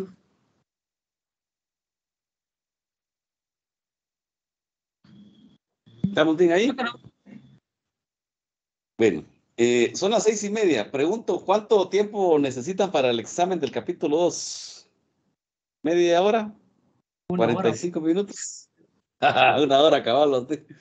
Bueno, vamos a dejarla para las 7. Entre las 7 y las 8 vamos a hacer el examen. ¿Qué les parece? Calidad. Yo me pongo a estudiar. ¿Cómo están? ¿No están muy cansados todavía? Miren, tenemos que terminar este capítulo hoy. ¿Cómo vamos? Vamos bien. ¿Vamos bien? Entre media hora que sí lo terminamos. Yo digo que va por Sí lo las terminamos. partes finales. Sí, ya vamos casi finalizando. Y esta parte, miren, esta parte es facilísima, ¿verdad? Hay puertos antiguos, miren. Puertos antiguos, aquí hay algo bien interesante, fíjense pues. Hablan de conexiones en serie y conexiones en paralelo. ¿Sí? Por ejemplo, este tipo de conectores que se pueden diferenciar han tenido formas, tecnologías, características diferentes para lo que van a funcionar. Por ejemplo, si yo necesitaba conectar una impresora, utilizaba una conexión en paralelo como esa gráfica que está arriba. No sé si están viendo esa gráfica de puertos antiguos, está la foto, esquina superior derecha. Sí se ve. Vale. Este puerto de color rosado o lila, no sé qué color se pueda visualizar. Ese era un puerto paralelo. Y el que está abajo es un puerto serial, el de la izquierda, este. Y este otro que está aquí es un puerto VGA, miren. Será para video. El de abajo, pues ese era un puerto para los MIDI, para colocar juegos. Ahí estaba un PS2, ¿verdad? Para teclado, para mouse. Y los tradicionales puertos de sonido. En ese caso, pues es un sonido un poco más completo, porque generalmente solían traer solo 3, ¿verdad? Entrada de audio, salida de audio y entrada de micrófono. Y este tiene 2 conectores más, el que está hasta abajo en la esquina inferior de derecha. Tiene un color negro y un anaranjado, es para utilizar otros canales de sonido más, ¿verdad? Entonces, un sonido que puede dominarse un 5.1, 6.1, que aparte de los sonidos normales en estéreo, frontales, traseros, podían tener un subwoofer para tener un sonido envolvente, ¿verdad? Entonces, estos puertos antiguos tenían esas características, o eran seriales o eran paralelos. En la actualidad, la mayoría de los puertos, por ejemplo, para teclado, para impresora, se pudieron configurar o se pudieron sustituir, más bien dicho, por los puertos USBs. Ya no ve usted, por ejemplo, teclados que traigan PS2, ¿verdad? Sino que son puertos USBs. Es importante para uno como técnico poder ver esos puertos y poderlos diferenciar y poder ver para qué sirven, ¿verdad? Usted aprecia ahí, pues en las fotos cambié de diapositiva. Está un puerto VGA que es para video análogo, un puerto DVI que es para video análogo digital, ¿verdad? Después la evolución, un puerto HDMI que es el estándar que se está utilizando pues, en la actualidad en la mayoría, por ejemplo, de televisiones, ¿verdad? Es un puerto digital, ¿verdad? De señal de audio y video. Un DisplayPort, por ejemplo, que es de igual manera, ¿verdad? La mayoría de computadoras de escritorio nuevas, pues ya están incorporando estos puertos modernos, y no así el DVI y el VGA, por ejemplo. Entonces sí es importante que usted como técnico mire y las fotos y la forma física y los pueda identificar, ¿verdad? ¿Alguna duda con relación a estos puertos? Que estos son de video todos, miren, de video y gráficos. ¿No? Continuamos. Aquí están los USBs. Y aquí sí se pone interesante esto. Miren, porque puedo tener USB tipo A, mini USB, micro USB, por ejemplo, ¿verdad? Y algunos parámetros, ¿verdad? Con relación a las transferencias de datos que tienen que ver con el USB, el 1.0, el 2.0, el 3.0, el 3.2, etcétera, ¿verdad? Cada vez USBs, pues mucho más rápidas, ¿verdad? Y esto sí es interesante, miren. Por ejemplo, el tipo B, ¿verdad? Es el que normalmente coloca uno en una impresora, ¿verdad? Por un lado, ¿verdad? El cable de la impresora va a traer, si es, por ejemplo, una impresora de inyección de tinta, ¿verdad? Va a traer un cable USB tipo B de un lado y USB tipo A del otro. El USB tipo C, ¿verdad? Que es el que se puede utilizar, por ejemplo, para los teléfonos también, ¿verdad? El famoso conector, el Lightning, que es para los Apple, ¿verdad? Ese no tiene lado. Cualquier lado que usted le ponga queda, no así los otros. Tenemos también aquí los conectores SATA para los discos duros y las unidades ópticas. Un cable SATA, ¿verdad? Que es para unidades externas. Adaptadores SATA que se pudieran colocar dentro de la computadora, como una tarjeta adaptadora, ¿no? Aquí los cables de par trenzado, ¿verdad? El RJ45, que es el estándar para las conexiones LAN. El RJ11, ¿verdad? Que es para los teléfonos. Son parecidos, solo que uno es más grande que el otro. ¿Qué significa? Cables de par trenzado, por ejemplo, ¿verdad? El coaxial, que se solía utilizar también para poder comunicar computadoras, en la actualidad para cable nada más se utiliza, ¿verdad? El conector BNC, ¿verdad? Que se usaban para un audio o video analógico digital. De estos, pues todavía los RG6, el RG6, el RG59 están vigentes. El BNC no tanto, ¿verdad? Los conectores SCSI, miren, esas siglas que miren ahí. No sé si vamos en esta diapositiva. ¿Ven esta diapositiva? Pregunto. ¿No se ha quedado trabado? Vamos a una diapositiva atrasada, profe. Ah, va. Ahorita va a cambiar la otra. Ahorita va a cambiar la otra. A veces se tarda un poquito. Y yo voy cambiando un poco rápido. Me dicen si ya estamos en la SCSI. SCSI e IDE. Ya, profe. Sí. Gracias. SCSI externo, SCSI interno, cable IDE, ¿verdad? Cuando vean esa palabra, miren, SCS, sí, se dice SCSI, ¿oyen? SCSI. Ahí está el cable IDE también, miren. O cincho IDE se le solía llamar para discos duros IDE, ¿verdad? O el disco duro PATA que se le conocía, ¿verdad? Voy a cambiar de diapositiva. Y entramos a las características de los monitores. No sé si habrá alguna pregunta con relación a los cables, conectores antiguos.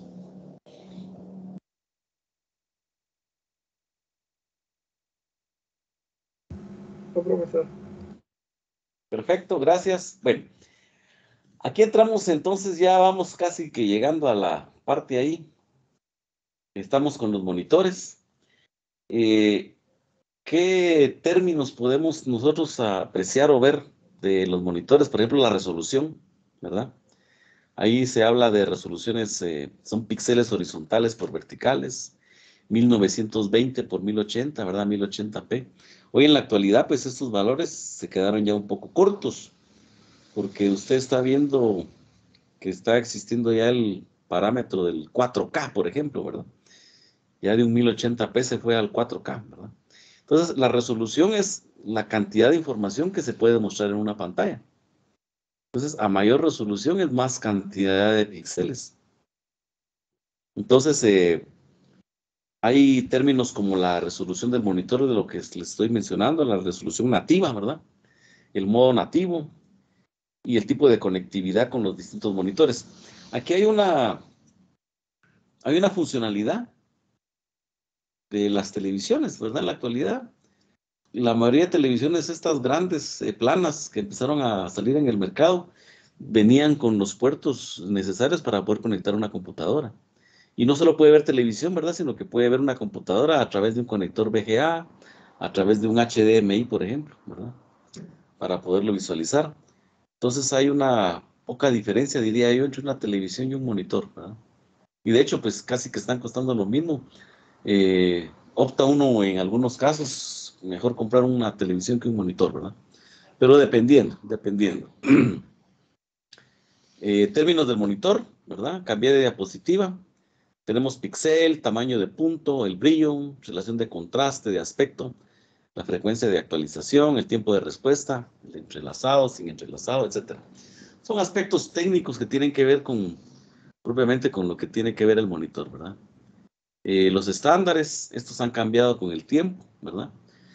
Venimos desde estándares viejitos como es el CGA hasta el UHD. Miren, ahí está la ultra alta definición. El 4K que les estaba mencionando, miren. O sea que de 1080, 1440, 4K. Si usted va ahora y compra una televisión actual nueva, va a andar sobre este estándar, ¿verdad? Ultra alta definición. Ultra alta definición. No así, ¿verdad? Miren los números. 3840 por 2160. Con la resolución que está al principio, 320 por 200.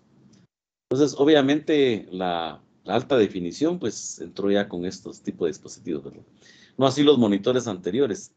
Esos monitores anteriores, con esas resoluciones tan bajas, pues, eran propios de las computadoras, aquellas que tenían, que eran de color blanco y negro, de color ámbar, de color verde, en donde los sistemas operativos eran con base en línea de comandos y no manejaba muchas gráficas, ¿verdad? No manejaba muchas gráficas. Podemos empezar a manejar pues algo más de gráficas a partir de los 800 por los 600, que es el SVGA, o desde el VGA podríamos hablar. El 720, pues, si usted se da cuenta, todos estos términos tienen mucha relación. Usted mira un video, por ejemplo, de YouTube, si lo quiere ver con alta resolución, pues puede estar en el orden de los 720, ¿verdad? Y si lo quiere ver con baja resolución, pues es menos, ¿verdad? 400, 320, por ejemplo. Entonces, los términos estos hacen ver a que a mayor resolución, más definición de pantalla. El uso de varios monitores, pues, es una funcionalidad que tenemos dentro del sistema operativo. Igual de manera los Windows, usted lo puede configurar. Lo que sí se necesita es que haya driver de controlador de video que dé esa funcionalidad. Usted puede tener la misma información en dos, información diferente en uno, o pantallas extendidas, ¿verdad? Uno mira una información y el otro mira otra información. Y ahí estaríamos con esa parte. No sé si tienen alguna duda. Ya vamos a terminar esta parte. Hoy sí que le hemos dado fuerte. ¿Estamos bien todavía? Pregunto. ¿No se han ¿Qué aburrido? cable necesitamos para poder utilizar varios monitores? ¿Qué cable necesitan para completar varios monitores? Depende. Por lo general, en una computadora, usted va a tener una sola salida de video. ¿Qué necesitaría si quiere conectar otra salida de video o colocar otra tarjeta de video? En algunos casos, los aceleradores gráficos pueden traer varias salidas. Y usted puede colocar, por ejemplo, una salida en la tarjeta y otra salida en la tarjeta para tener salidas diferentes, por ejemplo. ¿Qué otra funcionalidad pudiera existir también? Los video splitters, para poder poner más monitores, solo que en ese caso con un video splitter, como una T, digamos, hablando de corriente, ¿verdad? Algo similar. Ahí tendría la misma información en todos los monitores. Para que me entienda esto un poquito más, te lo voy a poner así de esta manera. Si usted va, por ejemplo, a Semaco y usted ve en una televisión o varias televisiones que venden ahí o en algún otro lugar, y usted mira la misma información en todos los monitores, es porque están usando videos splitters, se le llaman. O sea, es un dispositivo donde entra una señal y puede conectar varios monitores, pero va a tener la misma imagen. ¿Qué podría yo hacer, por ejemplo, si quisiera utilizar varios monitores? Si el sistema operativo con el programa que tiene de drivers lo permite, en una misma salida, ¿verdad? Con un video de estos, pudiera usted configurar 2 o más monitores dentro de la configuración del sistema operativo. En el escritorio usted le da clic derecho, propiedades de los gráficos, o personalizar, o ver esas configuraciones que hay a nivel de sistema operativo, y entra ahí a la configuración del sistema, y en algunos casos le dice detectar monitores, detecta 1, detecta 2. Por ejemplo, usted tiene su laptop y le quiere poner un monitor más grande o una televisión, le conecta un cable HDMI, conecta la televisión, el sistema operativo le reconoce los dos, ¿verdad? Le reconoce los dos. Uno va a tener una configuración de resolución, otro va a tener otra configuración de resolución, y dependiendo del software que tenga instalado para su video, le puede permitir ver los dos al mismo tiempo, o ver uno o ver otro, o ver uno extendido con relación al otro. No sé si estará clara esa parte, pregunto. Sí, gracias. Vaya. Normalmente yo utilizo a veces una laptop, ¿verdad? Y le pongo un monitor más grande y me da la opción ahí en las configuraciones de las pantallas de poder usar esa o poder usar la otra o poder usar las dos al mismo tiempo. De igual manera, es muy común, por ejemplo, antes de lo de la pandemia, en la universidad o en el colegio o en cualquier otro lugar, hacer una presentación y tener una cañonera, digamos, en el salón de clase, ir uno con su laptop y conectarle el cable, ya sea un VGA, que es la salida de video análoga, o un HDMI, y poder visualizar a través de la cañonera la imagen, pudiendo visualizar las dos al mismo tiempo o solo una, ¿verdad? Entonces, con un simple cable puede ser, por ejemplo, de la salida de video que tenga, o puede optimizar mucho más si coloca en un escritorio otra tarjeta de video que tenga diferentes salidas más para poder controlar. Obviamente todo esto, las tarjetas y todo esto deben de tener controladores, deben de tener drivers para poderse manejar. Y en algunos casos, pues, viene algún programa por defecto ahí con estas tarjetas de video para poder sacarle un máximo de provecho. Bien, ¿alguna pregunta? 7 menos 10 ya, 10 minutos para el examen. Configuración de la computadora. En este caso, la configuración de actualización trata de cambiar algo que ya existe en una computadora para poderla mejorar. Hay actualización de placa base. Si se recuerdan, yo les había mencionado que uno pudiera actualizar placa base, ¿verdad? Pero en ese caso tendría que actualizarla completa, con memoria RAM diferentes, con microprocesador diferente, con su unidad de enfriamiento, por completo, ¿verdad? Si yo quisiera únicamente tener mi placa base y poderla actualizar, tendría que ver si lo permite. En el manual lo habíamos mencionado de una tarjeta madre. Puede usted ver características, por ejemplo, que pudiera tener esa tarjeta madre de poder ponerle, por ejemplo, un Core i3 o un Core i5 a la misma tarjeta, si fuera el caso de una moderna. Si usted quisiera actualizarla para mejorar, tendría que cambiar completo, ¿verdad? Y ya se acuerda usted que quede en el case, que la fuente también le haga, etcétera, ¿verdad? Ahí están los pasos para actualizar la placa base, que consisten básicamente en hacer una práctica como la que habíamos hecho, que tiene que ver con los ensamblajes que vimos en el capítulo anterior, ¿verdad? El paso 1, etcétera, que ir haciendo, la actualización de la CPU, ¿verdad? Para todo esto hay que buscar la documentación técnica de la tarjeta madre, ¿sí? No es así nomás que se puede hacer. Hay muchas placas madre o tarjetas, placas base o tarjetas madre que aceptan más de un procesador, pero no es que yo adivine qué procesador es, sino que tengo que buscar la documentación técnica para ver los procesadores que soporta. ¿Qué más? Dispositivos de almacenamiento, puedo cambiar por un disco duro más grande, por uno SSD. La forma de quitarlo y de ponerlo es exactamente igual a lo que aparecía en el capítulo 2. Los periféricos, pues teclado, mouse, joysticks, fuente de alimentación. Ya sabe que la fuente de alimentación debe de proveer la potencia igual o mayor, ¿verdad? Igual o mayor. Por ahí hay una práctica también con esto, ¿verdad? Busque calculadora de wattaje de la fuente de alimentación. Aquí hay una práctica que tiene que ver con la actualización de hardware. Fíjense que hoy estoy dejando los laboratorios para que los hagamos después, porque cuando nos da tiempo podemos ir trabajando un poco sobre los laboratorios, pero en este caso, por lo corto del tiempo que tenemos, alrededor de un mes para desarrollar todo el curso, ya les había yo mencionado que necesitamos ir avanzando alrededor de capítulo cada 2 días, y si no, no nos va a dar tiempo, ¿verdad? No nos va a dar tiempo. Profe, una Yo, pregunta. sí, dígame.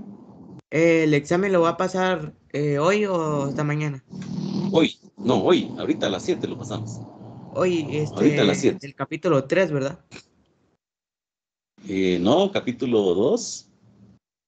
Hoy terminamos el capítulo 3 y el examen se los voy a hacer pasado mañana. O sea, estoy dejando un día de por medio para ir haciendo los exámenes. Aunque es el Hoy nos examen del tocaría, capítulo 2. hoy, la otra vez hicimos capítulo 1. Hoy Ajá. nos toca capítulo 2. Sí, así es. Ah, ok. Perfecto. Vaya. Término, clientes pesados y clientes ligeros. No se refiere precisamente a personas que sean pesadas, ¿verdad? Ni que sean ligeras, ni de peso, ni de carácter, sino que de requerimientos, ¿verdad? Un cliente pesado, por ejemplo, puede ser un cliente empresarial, donde necesita tener unos requerimientos amplios dentro de sus máquinas. Y un cliente ligero, pues no necesariamente puede ser una persona individual que no va a tener o necesitar mucho recurso, ¿verdad? Por ejemplo, un cliente pesado puede requerir computadoras Ryzen 7, 16 GB de memoria RAM, discos duros SSDs de medio tera, por ejemplo. Mientras que un cliente ligero, pues con un Celeron estaría bien, con unos 4 GB de memoria RAM estarían bien, con un disco duro rígido de medio tera también, por ejemplo, ¿verdad? O sea que se refiere a los requerimientos que pueda necesitar con relación a hardware y software. Les mencionaba yo lo de los tiempos.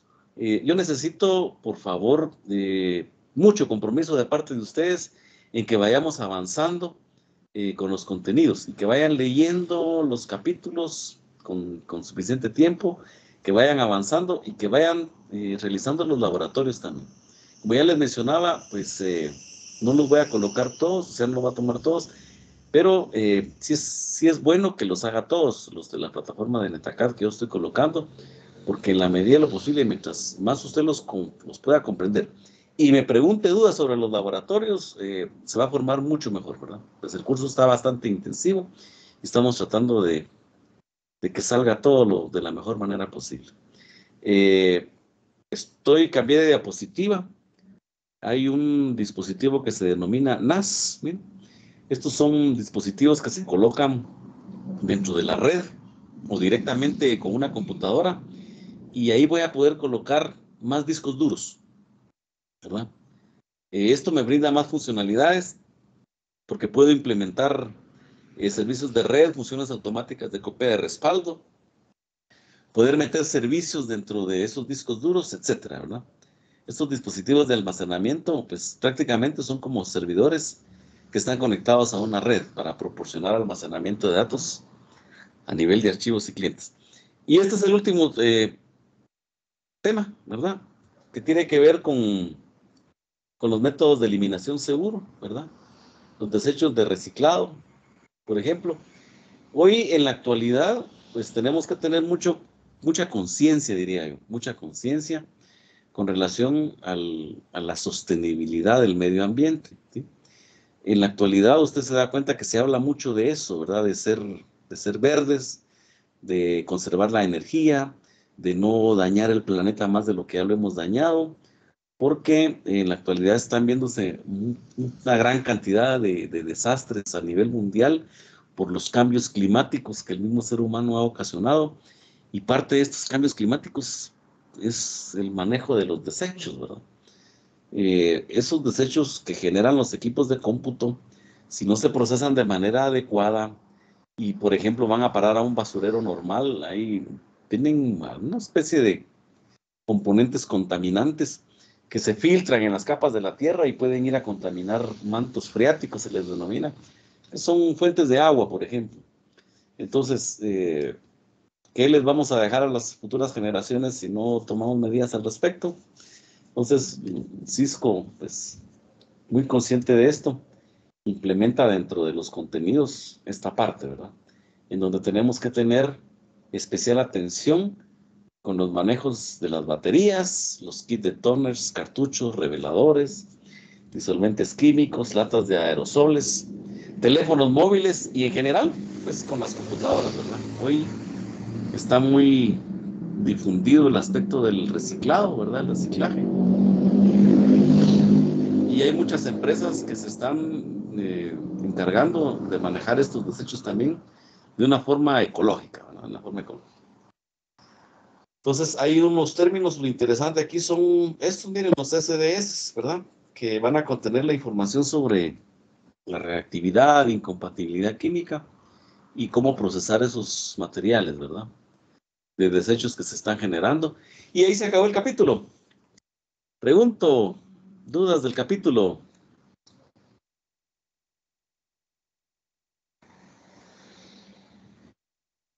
No, ¿Estamos profe. bien? Todo bien. Vaya. Bueno, este es el capítulo 3, ¿verdad?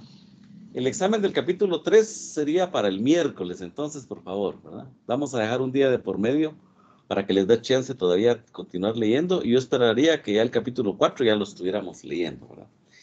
Bien, entonces vamos a proceder a configurar el examen. Les voy a dar 5 minutos para que vayan a tomar agua. Igual yo voy a tomar agua ahorita. Vamos a cerrar la grabación y vamos a configurar el examen. Ahí quedó todo el examen de la